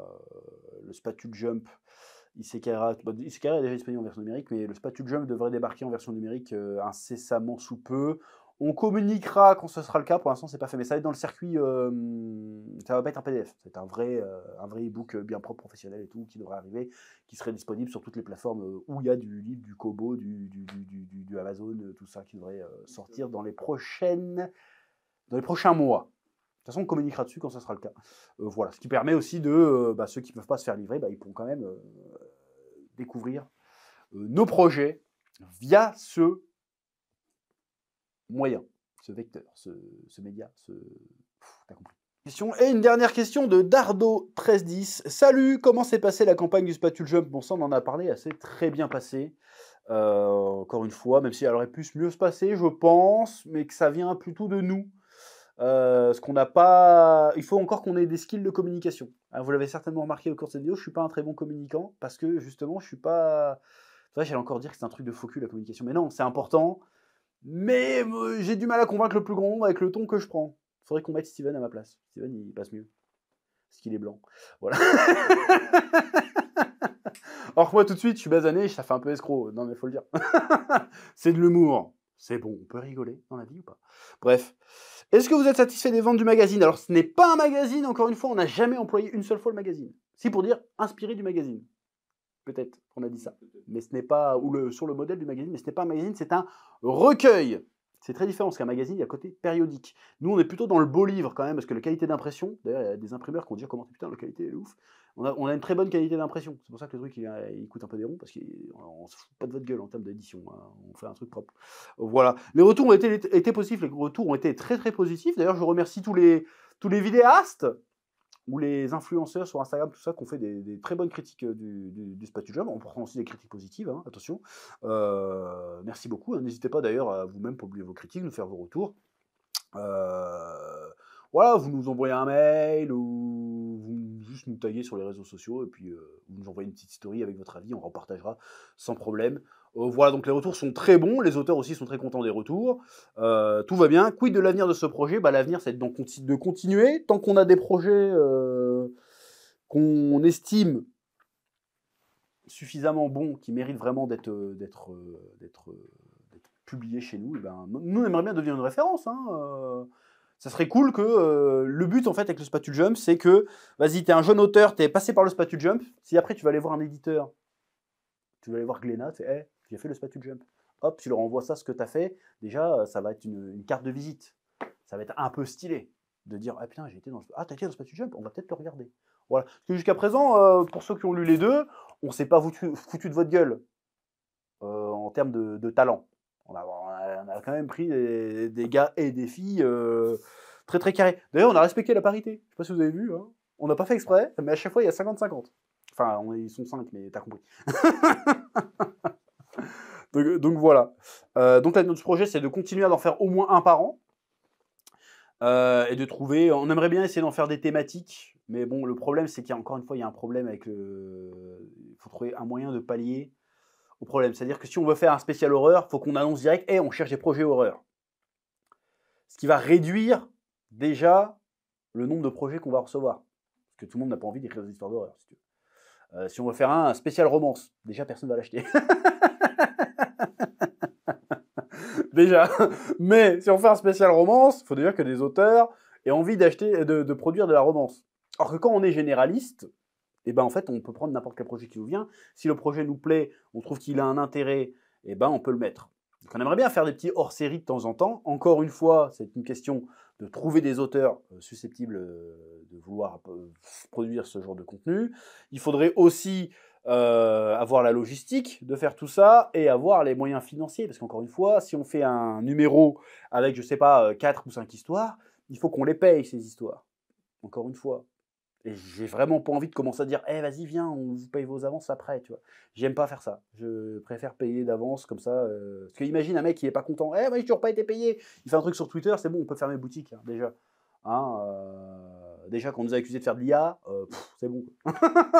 Si en plus on commence à pas payer les gens, ça risque d'être un problème. Donc, on va continuer tant que ça marche, tant que ça plaît.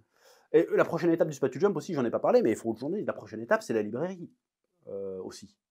Ça, il faut le dire.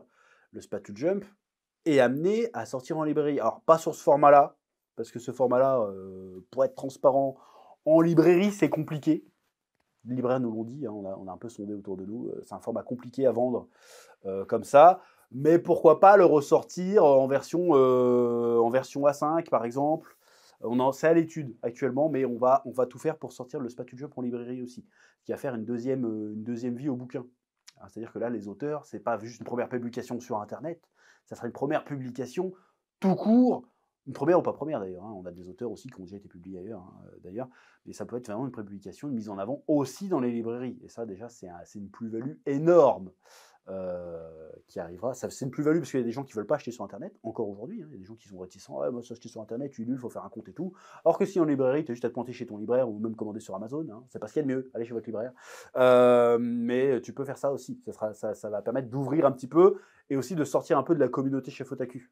Hein, ça va être ça le défi aussi, c'est d'essayer de convaincre le grand public avec mes projets. Mais c'est quelque chose que je pense qu'on est capable de faire. Regarde Arena sur Webtoon, très peu de gens savent que c'est moi qui le fais. Et il y a quand même 2 millions de lectures. J'ai fait très peu de pubs sur Arena sur Webtoon, juste pour prouver.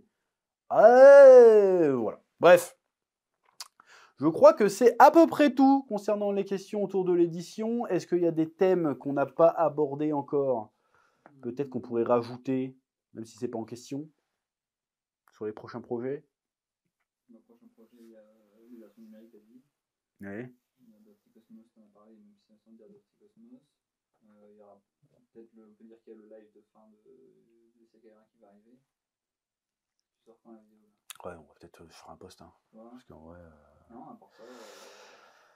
Voilà, nous en ce qui concerne, on est confiant pour l'avenir, on est hyper motivé à faire aller toujours plus loin avec cette histoire d'édition. Moi franchement, en ce qui me concerne, c'est un rêve qui se réalise. Hein. En vrai, moi j'ai toujours voulu faire ça. Aujourd'hui, grâce à vous aussi, un peu grâce à moi aussi quand même. Je suis obligé de rajouter un truc, je peux pas être solennel, j'y arrive pas. Je n'y arrive pas.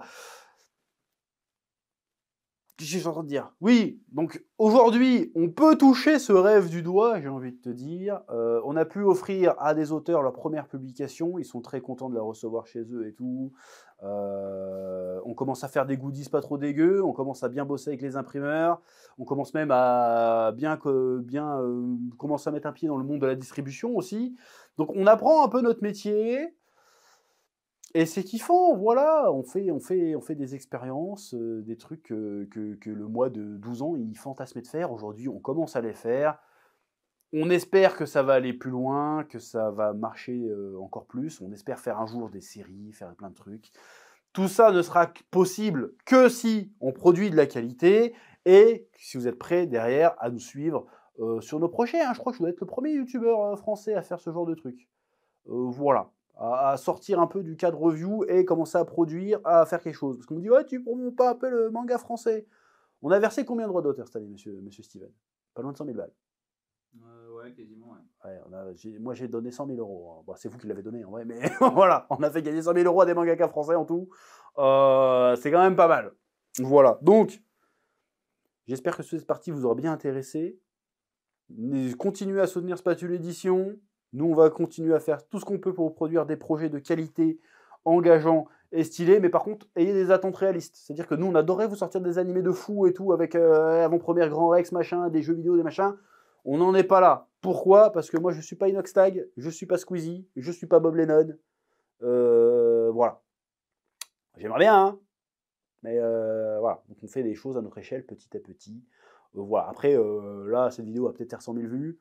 Si vous êtes 100 000, achetez le bouquin. Là, c'est bon, on change d'échelle. C'est pas pour faire genre, ouais, mais en vrai, si vous êtes 100 000, si toute la commu qui suit des vidéos suit aussi les bouquins de fou, ce qui est impossible, mais c'est un fantasme. Si on fait des trucs comme ça, là, on va changer d'échelle, ça va être fou. Mais pour l'instant, on ne peut pas le faire. Mais un jour, Inch'Allah, on pourra le faire. Hein?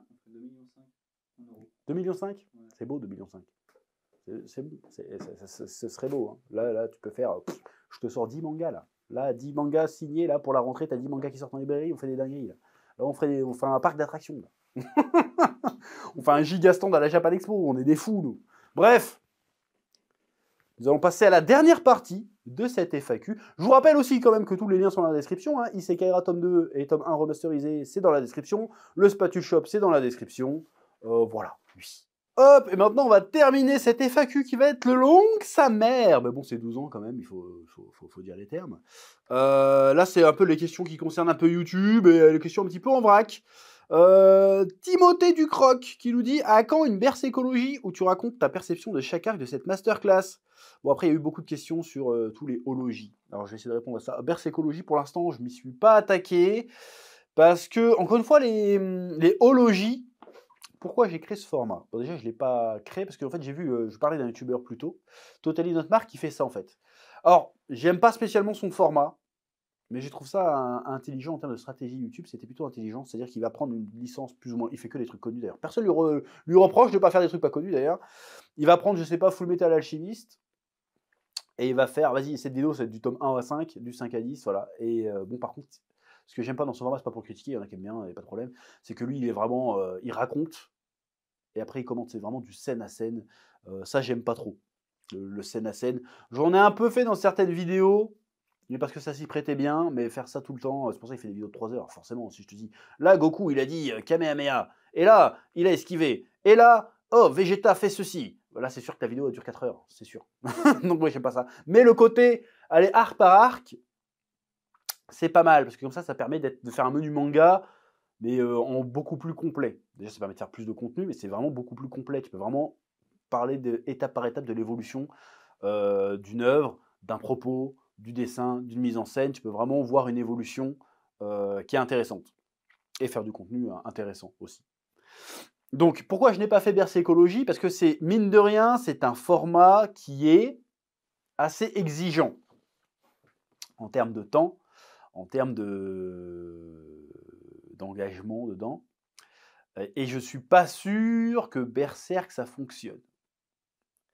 C'est ça le problème, c'est que plus une vidéo demande du temps, plus il faut que tu sois à peu près sûr qu'elle fonctionne. Moi, fonctionner, une vidéo pour moi qui fonctionne, c'est une vidéo qui tape 100 000 vues en une semaine, quoi. Voilà. Si tu remets le en une semaine, je dis que la vidéo, j'ai pas perdu mon temps. Voilà. Fire Force, ça fait 3 mois qu'elle est sortie, elle est toujours à 80 000 vues. J'ai perdu mon temps. Parce qu'encore une fois, si je faisais les vidéos tout seul, c'est pas grave, parce que moi je paye un monteur derrière. Si la vidéo me rapporte moins que ce que le monteur me coûte, c'est pas ouf, tu vois. Donc il faut penser à cette réalité-là aussi.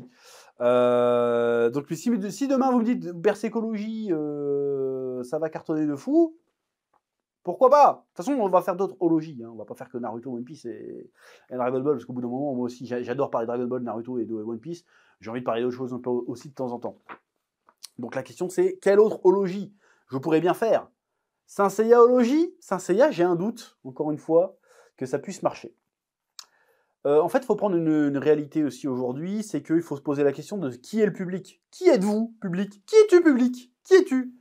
Si on en croit l'algorithme YouTube, les statistiques YouTube, mon public aujourd'hui, la majorité, genre à 60%, est constitué d'hommes qui se situent dans la tranche d'âge de 25-35. Donc c'est des darons. En gros, donc vous êtes des nostalgiques, comme tous les darons. Moi-même, je suis nostalgique. Donc vous voulez parler de licences un peu nostalgiques. Voilà, c'est pour ça que quand je parle de Naruto, bah, ça fait mal à admettre, mais c'est nostalgique. One Piece, c'est toujours d'actualité, mais en même temps, c'est nostalgique. Et Dragon Ball, c'est nostalgique aussi. C'est pour ça que ça fonctionne.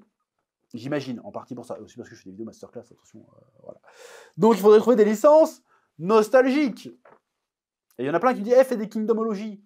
La commu Kingdom, vous êtes foutu de ma gueule une fois. Vous m'aurez pas deux fois. Pendant des années, on fait, fais un Kingdom, ça va cartonner. J'ai fait un menu manga Kingdom, je me suis tapé les 70 tomes. À l'époque, je crois qu'il y en avait... Non, peut-être pas 50, mais il y en avait au moins 50. Je me suis tapé 50 tonnes de Kingdom. La vidéo, elle a bidé sa mère. Là, je l'ai eu mauvaise. C'est très bien, Kingdom, c'est incroyable. Mais voilà, ils font du bruit. Enfin, ils parlent de Furio. Vous êtes trop à regarder Furio en France. Arrêtez. Arrêtez. Comme on dit, parle de Shoujo. Je vais parler de Shoujo, moi. Mon public, c'est 60% d'hommes de 25-35 ans. Je vais faire une vidéo sur quoi? Sur Nana? Tout le monde s'en branle. Non, mais en vrai. Voilà. Oui, mais j'en ai rien à foutre. Je vais te le dire. Je vais me prendre une shitstorm sur Twitter. J'en ai rien à péter du shoujo. Ça me parle pas, le shoujo. Voilà. Ça me parle pas. Il y a sûrement des shoujo qui sont des masterclass. Il n'y a pas de problème. Mais moi, je veux rêver, moi, quand je lis un manga. Je veux de l'épique. Je veux du machin. Et je sais qu'il n'y a pas ça dans le shoujo. C'est d'autres trucs, le shoujo. Le shoujo, c'est plus sur l'intimité, les émotions, machin. Voilà, moi, j'ai besoin que ça bourrine. Voilà. Je suis un beauf, hein. Je dénigre pas. Je dis juste que c'est pas mon truc. J'ai pas envie d'en parler. Voilà. C'est tout. Je parle pas de manga sur la bouffe. Pourtant, je suis un gros sac. C'est parce que je m'en fous, en fait. Voilà, moi, mon truc, c'est le shonen ou le seinen un peu bourrin. Voilà. Après, le manga, évidemment, est pluriel. Il y a plein d'autres sujets. Hein. Ça m'est arrivé de parler d'horreur, de machin, d'historique même. Mais il y a des sujets, voilà, Saint Seiya ologie. C'est grosse nostalgie, ça, c'est Ologie. Mais est-ce que ça va marcher? Le problème, c'est que si je commence à me lancer, je fais un épisode, il bide. Je fais 2 épisodes, ça bide. Bon, bah, je ferai pas 3 épisodes. Hein. Narutologie, ça a été en pause un petit moment aussi à cause de ça. Hein. Je me fais chier à faire un épisode, ça bide. Je fais, bon, c'est peut-être que les gens, ça les intéresse pas non plus. Hein, faut aussi faire que je trouve, encore une fois, c'est une question d'équilibre entre ce que moi j'aime faire et ce que vous aimez regarder. J'ai adoré faire chaque épisode de Narutologie, mais si vous voyez au bout d'un moment que ça intéresse plus personne, je vais pas me forcer, quoi. Moi, j'aimerais bien faire aussi sur des ologies sur des mangas un peu plus modernes. Je serais tenté de faire Jujutsu Kaisen ologie, parce que ça me permettrait de développer tout un propos qui serait beaucoup plus pertinent que si je me contentais de le faire en menu manga. Voilà. D'ailleurs, j'en profite pour dire que le format menu manga, c'est certainement des questions là-dedans. Ouais, on parlera de menu manga après, il y a d'autres questions sur le menu manga. Donc des ologies, il y en aura. Peut-être Hunter x Hunterologie. Jojologie, j'ose pas, parce que si je fais Jojologie, le problème, si je fais Jojologie, est-ce que je fais partie par partie ou si je fais par partie et par arc? Pareil, je vais avoir des vidéos pour... déjà, ça fait 5-6 ans que je suis sur One Pieceologie, je suis comme Marineford. Jojo, j'en ai pour 15 ans. Voilà, est-ce que si je fais Phantom Blood, ça va intéresser du monde? Ça va commencer à intéresser les gens quand je vais parler de Stardust Crusader. Donc je vais devoir me taper 4-5 épisodes avant que ça intéresse du monde, cette histoire. C'est compliqué. Voilà. Donc je ferai des tests à un moment donné, et puis si ça fonctionne pas, bah tant pis. Voilà. Parce que c'est bien de demander, mais derrière il faut que ça fonctionne, quoi. C'est toujours ça aussi, il y a des réalités. Hein, voilà, oui. Ensuite, une question de Jamie James. Est-ce que tu comptes refaire des nouveaux menus manga d'œuvres récentes, cultes, niches, rétro, qui t'ont marqué dans ta vie d'otaku sensei? Par exemple, parler du menu manga Fire Force, etc. Donc, concernant les menus manga, il y en a moins depuis quelques années. Là, depuis quelques mois, il n'y en a quasiment plus du tout. Le dernier en date, c'est Fire Force, qui a bidé sa mère, je vous le rappelle. Et avant lui, c'était Sakamoto Day, je crois, qui avait bidé sa mère aussi, également. Menu manga, on s'est un peu éloigné du format menu manga ces dernières années, parce que le format menu manga était un peu cloisonné. Je voulais faire autre chose. Voilà. Alors c'est pas que j'aime pas le format menu manga, c'est que le format menu manga, en fait, le problème, c'est que c'est comme toutes les vidéos finalement, c'est un peu la roulette russe à chaque fois. Tu sais pas si ça va marcher ou si ça va pas marcher. C'est compliqué. Et puis je voulais faire autre chose. Je commence à me dire que faire une vidéo de 15-20 minutes sur un seul manga, je trouve que le format ologie, on n'est pas obligé de faire un format ologie, mais faire des longues vidéos. Enfin, je sais pas comment faire évoluer le format menu manga en fait. Voilà. Finalement, est-ce que toutes les vidéos sont pas un peu des menus manga? C'est ce qu'on met pas le nom menu manga dessus, mais c'est un peu tous plus ou moins le même format. Et faire des menus manga, ça veut dire lire tout un manga en intégralité. Ça veut dire que lire un manga aujourd'hui, avec la situation dans laquelle je suis, parce qu'avant je pouvais t'enchaîner Gantz en une journée, il n'y a pas de problème. En 2 jours, je te lisais tout Gantz. Parce que j'avais pas de vie, j'avais que ça à foutre. Aujourd'hui, c'est pas possible. Je dois avoir peut-être 1 heure par jour pour lire. Et encore. Je dois choisir entre 1 heure de sommeil et 1 heure de lecture. Et encore une fois, je ne suis plus un jouvenceau, je préfère choisir mon heure de sommeil.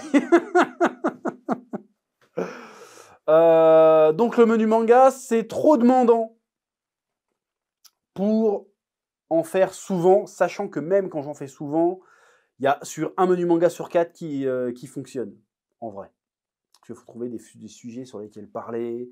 Quand je vous demande de quoi vous voulez parler, vous me dites un tel manga, je le fais, personne ne regarde. Tu vois? Donc c'est compliqué. Donc on va continuer à faire des menus manga, mais ça sera exceptionnel. Je voulais faire un manga menu Vision d'Escaflowne, vous en avez parlé déjà tout à l'heure. Mais ça va me prendre un mois à faire cette vidéo. Pour vraiment être en détail. Un peu comme j'avais fait le modèle Freeren. Freeren, j'avais été vraiment dans le détail sur Freeren. Ça fait une longue vidéo. J'aimerais bien faire des vidéos comme ça. Le problème, c'est que si ça marche pas... Là, pour l'instant, on est dans une phase un peu compliquée. Donc on reste sur les valeurs sûres pour le moment. Quand on aura mis tout ça à l'équilibre, on se relancera dans des trucs un peu plus niche, un peu plus risqués. Pour l'instant, c'est compliqué. Voilà. Pour tout un tas de raisons que j'ai évoquées tout au long de cette FAQ. Mais évidemment, les menus manga vont rester. C'est sûr, on va continuer les menus manga. À l'époque, on faisait que ça aussi, du menu manga. Là, on a un peu changé, on s'est un peu réinventé. Tous les ans, de toute façon, on change un peu de ligne éditoriale. Voilà, cette année, la ligne éditoriale, ça va être les ologies. L'année prochaine, ce sera peut-être autre chose. On verra. Peut-être même que je vais revenir à une thématique un peu plus pop culture. Ce qui était le cas au début de la chaîne. Au début de la chaîne, il y avait les menus manga, les menus popcorn, menu gamepad, il y a eu un épisode, on se demande pourquoi. Et voilà. Donc, peut-être revenir aussi à des vidéos qui parlent pas de manga, mais qui parlent plus de pop culture en général. J'aimerais bien faire des vidéos sur les Marvel, ça pourrait être sympa. Et les Marvel des années 2000, puisqu'on est dans la nostalgie. On ressuscite le menu popcorn, pourquoi pas, vous me dites en commentaire. Et on parle des vieux films de super-héros des années 2000. On te refait les 4 Fantastiques, on te refait Daredevil. On fait ça en mode blague, évidemment. Les Ghost Rider avec Nicolas Cage. Tu peux faire des gags de fou avec ça. Les films style avec Shaquille O'Neal, c'est pas années 80, c'est années 90 plutôt, mais on aurait pu faire des vieux films comme ça. On pourrait peut-être repartir là-dessus. Ou alors des films ou des vidéos sérieuses, mais plus sur tout ce qui est Marvel, DC, tout ça. Ça pourrait être cool aussi. Voilà, histoire de changer un peu du manga qui reste un sujet de niche. Il y a eu un petit pic avec le Covid d'intérêt autour du manga et des animés. Voilà, le gros de la vague est passé, et puis le public jeune maintenant qui s'intéresse aux animés, au manga, est plutôt sur TikTok, voire sur Twitch. Parce que sur Twitch maintenant il y a des streamers, leur business c'est de regarder des animés en live et de faire des réactions de fou, et ils sont jamais strikés. Moi je peux t'assurer que le jour où je fais ça, mais je me prends une lettre d'avocat direct, parce que la vie est injuste. Quand t'es honnête, les gens on te pardonne pas, alors que quand t'es malhonnête, tu peux faire tout ce que tu veux, mais quand t'es honnête, tu te fais baiser. Voilà. Bref, voilà. Je suis parti en couille encore là, non? Un petit peu, mais bon, c'est pas grave. Stardust nous demande, est-ce que tu as toujours la Tsume Magine Vegeta que tu as gagnée pendant le grand quiz de Cyprien? Elle date cette vidéo, elle a presque 8 ans déjà. C'était à l'époque où j'étais fréquentable. Voilà, je t'ai pas encore cancé. Non, alors déjà, oui. Alors, toi, t'as pas suivi en fait. Là, je me suis débarrassé de la Magine Vegeta il y a 2 ans, à peu près. 1 an, 2 ans. Je l'ai fait gagner lors de la première campagne d'Isekai'ra tome 1. C'était un des lots à gagner. Voilà, c'était le lot à gagner, la Magine Vegeta que j'avais gagné à Cyprien, que j'ai mis 2 ans à récupérer d'ailleurs. C'est pas de sa faute à Cyprien, mais voilà. Donc je l'ai fait gagner à un abonné qui ne nous a jamais donné de nouvelles d'ailleurs. Une petite photo pour dire je l'ai bien reçu. Il a dû la revendre direct après. J'aurais fait pareil, je te mets pas la. Je te mets pas la. Je te jette pas la pierre. Voilà, donc ça c'est les gens qui suivent bien aussi. Alors je sais que vous avez des vies, vous pouvez pas suivre tout. Mais le problème, est-ce que c'est parce que vous n'avez pas le temps de tout suivre ou c'est nous qu'on communique mal? Encore une fois, moi je suis prêt à entendre qu'on communique mal, mais il faut qu'on apprenne à communiquer. Je suis pas un communicant, moi. Il faudra prendre un expert marketing. Tu mets une annonce au France Travail, s'il te plaît? Expert marketing. Bref. Indeed, putain, tu vois, je suis tellement pas à la page. Indeed. LinkedIn, c'est payant pour mettre des annonces. Ah ouais, bah non, c'est bon. L'Axe Vision qui demande c'est quoi la scène qui t'a le plus marqué depuis que tu lis des mangas? Laquelle t'a le plus ému? J'en sais rien. Je me suis jamais posé ce genre de questions en vrai. La scène qui m'a le plus ému.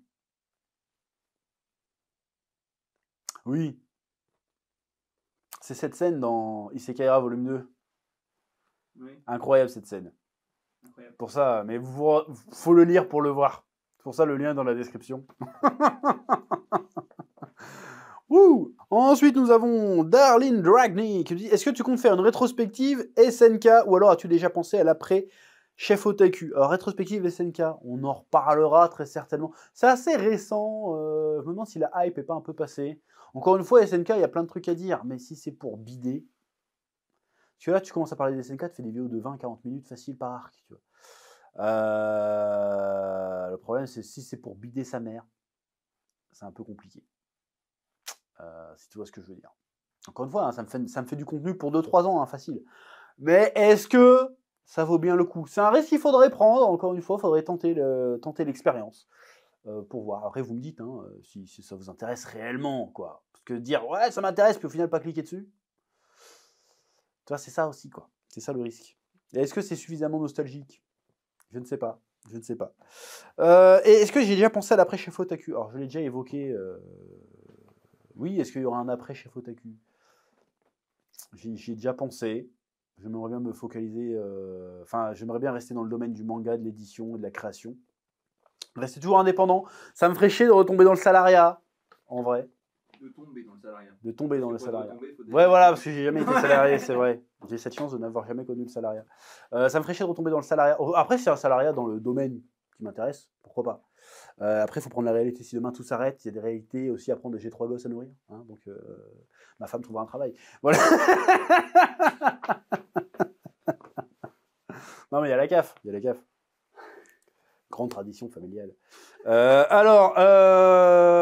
Sinon, Oui, mais après, oui, alors, après, si évidemment ça s'arrête et que je n'ai pas d'autre voie, bah, je prendrai le chantier, comme on dit, et puis voilà. Après, j'ai des compétences, j'ai développé des compétences. Donc, je sais pas, si ça arrive, de toute façon, ça arrive. On essaye de se préparer au mieux, de préparer l'après. C'est ce qu'on fait avec Spatule Édition, d'ailleurs, hein, on prépare un peu l'après. Parce que je pense que Spatule Édition, si ça marche, ça a vocation à durer dans le temps, plus qu'une chaîne YouTube, j'imagine. Parce qu'en vrai, là, vous faites genre, oh là là, après, mais demain, je meurs. Dans 2 semaines, vous m'avez oublié, vous en avez rien à foutre de ma gueule. Alors que si je fais Spatule Édition, bah, les livres continueront à sortir. Peut-être même que je serai racheté par Bolloré. Inch'Allah, il me rachète. 10 millions, ça va. Tu me rachètes 10 millions 5 millions. Si tu meurs, je fais une vidéo hommage sur ta chaîne. Une vidéo hommage, ouais. 5 millions. Si tu me rachètes 5 millions ma boîte d'édition, je prends. Franchement, je prends. Hein. Puis là, je prends ma retraite. Avec 5 millions, c'est pas beaucoup, mais j'ai le temps de voir venir. Quoi. Bon, ça part vite, hein. Ça part vite, hein. T'as le flat tax qui part déjà. Là, tu fais des calculs pendant le truc. Ouais, mais non, on va faire grandir la maison d'édition, on va la revendre à un grand groupe. Et puis après, je me casse en Thaïlande. Il paraît que c'est bien la Thaïlande. Malaisie, il paraît que c'est bien. Ah oui, c'est la guerre là. Ouais. Non, ben je me barre quelque part. Au Japon, c'est pas au Japon, pourquoi pas. Je parle pas japonais, mais bon. Mermoud qui me demande, que penses-tu des nouveaux mangas, la nouvelle génération de shonen depuis quelques temps?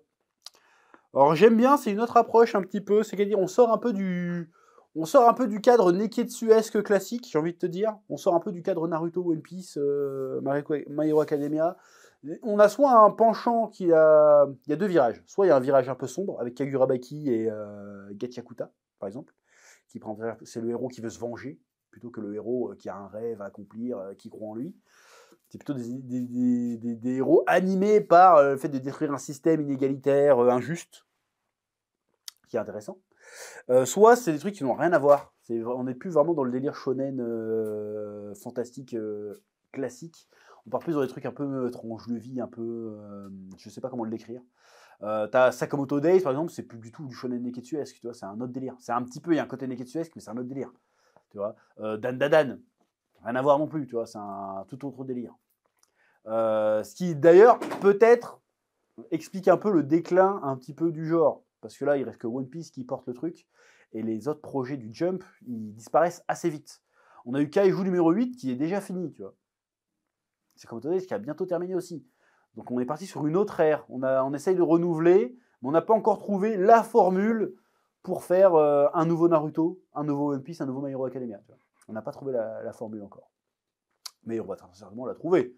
Hein, parce que même, on me dire, ouais, mais il y a eu Demon Slayer. Demon Slayer, c'est très shonen neketsu-esque. Hein, c'est terriblement classique même, Demon Slayer, dans sa forme, en tout cas. Même dans le fond aussi, tu vas me dire. Donc, difficile. C'est des très bons mangas qui sortent, mais ils seront amenés à devenir aussi cultes et légendaires que leurs prédécesseurs? Ça me semble compliqué. Mais on va certainement revenir, c'est un cycle. Mais on va revenir, à un moment donné, il va y avoir le titre, qui va être très à l'ancienne, qui va recartonner de fou. Donc je sens qu'on va revenir à ça, on va revenir aux racines. Je sens qu'on va avoir un nouveau Dragon Ball ou un nouveau Naruto dans pas longtemps, qui va arriver. Peut-être qu'il sera même chez Spatule Édition, on ne sait pas, on ne sait jamais. Voilà. Bref, c'était, il me semble... Non, il reste une question. Je vais faire la dernière question. Hop là, dernière question de Snez. La chaîne semble s'être beaucoup professionnalisée ces derniers temps, entre les locaux et l'entourage, les projets, etc. Bravo pour cette évolution. Merci, ça fait plaisir. Hein, voilà. Je remercie mes équipes. J'aime bien dire mes équipes. Alors qu'on est 4 connards, mais... mes équipes. Avec mes équipes. On vous a préparé quelque chose? Bref. Est-ce que ça peut... Est-ce que ça a un impact sur le procédé créatif des vidéos, comme les menus manga ou les hologies? Est-ce qu'il y a une implication directe du staff dans l'écriture, les analyses et les critiques, ou est-ce que leur impact se limite juste aux apparitions qu'on leur connaît, notamment les interventions derrière la caméra, du stagiaire ou les compléments d'information de Darko?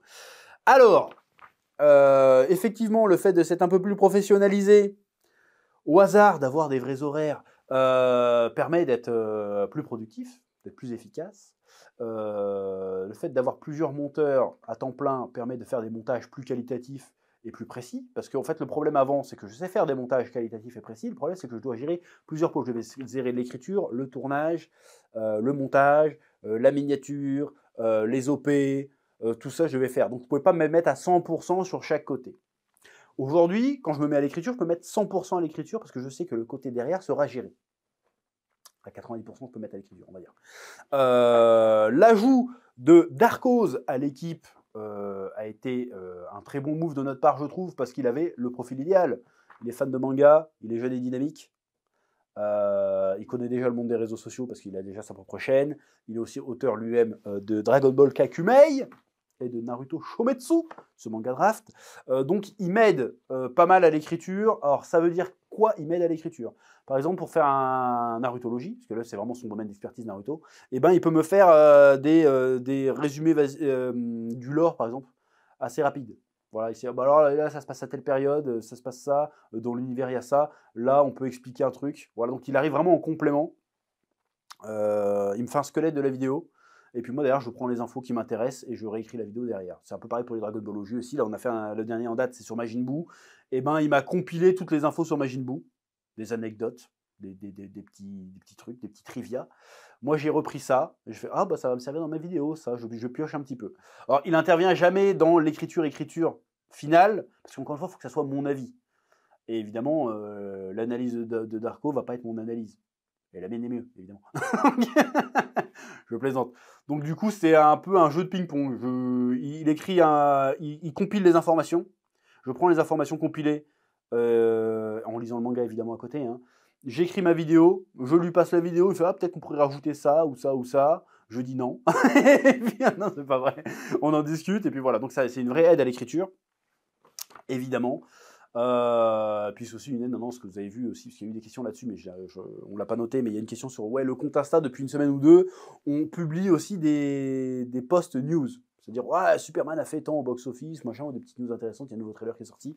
Pourquoi? Alors, ça fait des années que je veux faire ça sur le compte Insta. D'ailleurs, suivez-nous sur Instagram. Parce qu'en fait, avant, on n'avait pas le temps, en termes d'organisation, pour faire ça. Maintenant qu'on est plusieurs, et qu'on a des gens compétents, on peut lui laisser le soin de sélectionner des infos à partager, de faire des posts assez jolis d'ailleurs, et on peut aussi créer du contenu court. On a publié quelques réels originaux, parce que jusqu'à présent on publiait des réels, mais c'était des extraits de vidéos. Là maintenant on fait des réels originaux. Voilà, donc on essaie aussi d'être beaucoup plus présent sur le côté format court et réseaux sociaux, et un peu TikTok aussi. D'ailleurs, on est aussi sur TikTok, hein, on commence à faire du contenu un peu sur TikTok. Voilà, il faut s'adapter, tout ça, et ça c'est permis parce qu'on a une équipe maintenant un peu plus organisée, professionnelle. Voilà, ce qui nous permet de faire beaucoup de choses, et c'est très bien. Franchement, je serais très content de la direction que prend tout ça depuis cette année. Est-ce qu'il est d'accord, Steven? Ouais. Il est d'accord. Voilà. Donc ça pourrait être encore optimisé, ça pourrait être encore mieux, mais bon, on va le faire petit à petit, hein, voilà. Donc voilà, on est très content de notre équipe. On espère qu'elle va rester le plus longtemps possible. Et puis voilà, hein, peut-être qu'elle s'agrandira à l'avenir, on verra. Bon, après, il y a Vidéo le Médisant qui est là un petit peu en dilettante de temps en temps pour les podcasts. Et puis on va voir où ça va aller. Voilà. Des nouvelles directions. Parce qu'en fait, je ne sais pas vous vous rendez compte, mais en fait, là, on a tout ce qu'on a toujours voulu à l'époque, hein, même avec mon frère, à l'époque, on voulait ça. On voulait des locaux, on voulait une équipe pour pouvoir bien bosser et tout. Aujourd'hui, on l'a. Donc maintenant, c'est à nous de transformer l'essai. Hein, je veux dire, qu'est-ce que tu veux demander quoi de plus? On a des grands locaux, on a une équipe, on est professionnels, on arrive tous à gagner notre compte avec ce qu'on fait. On fait des projets d'édition. Moi, j'ai envie de dire que je trouve que l'histoire, elle est belle. Ah, il y a des petites crottes de mouche de temps en temps, mais globalement, le parcours, il est propre. Il est pas propre? Il écoute pas derrière. Ah, je suis petit, j'ai faim. Ouais, ça va finir sur Twitch, ça. Bref, je crois qu'on n'est pas plus d'une heure de FAQ là, mais en même temps, on n'a pas tous les jours 12 ans. Hein, donc voilà, il fallait marquer le coup. Je vous remercie encore une fois pour votre fidélité, même si vous êtes tout récent sur la chaîne ou les deux chaînes, sur Spatule Bro aussi également. Je vous remercie de votre soutien, de votre fidélité. Et puis, c'est reparti pour 12 nouvelles années, Inch'Allah, on verra bien.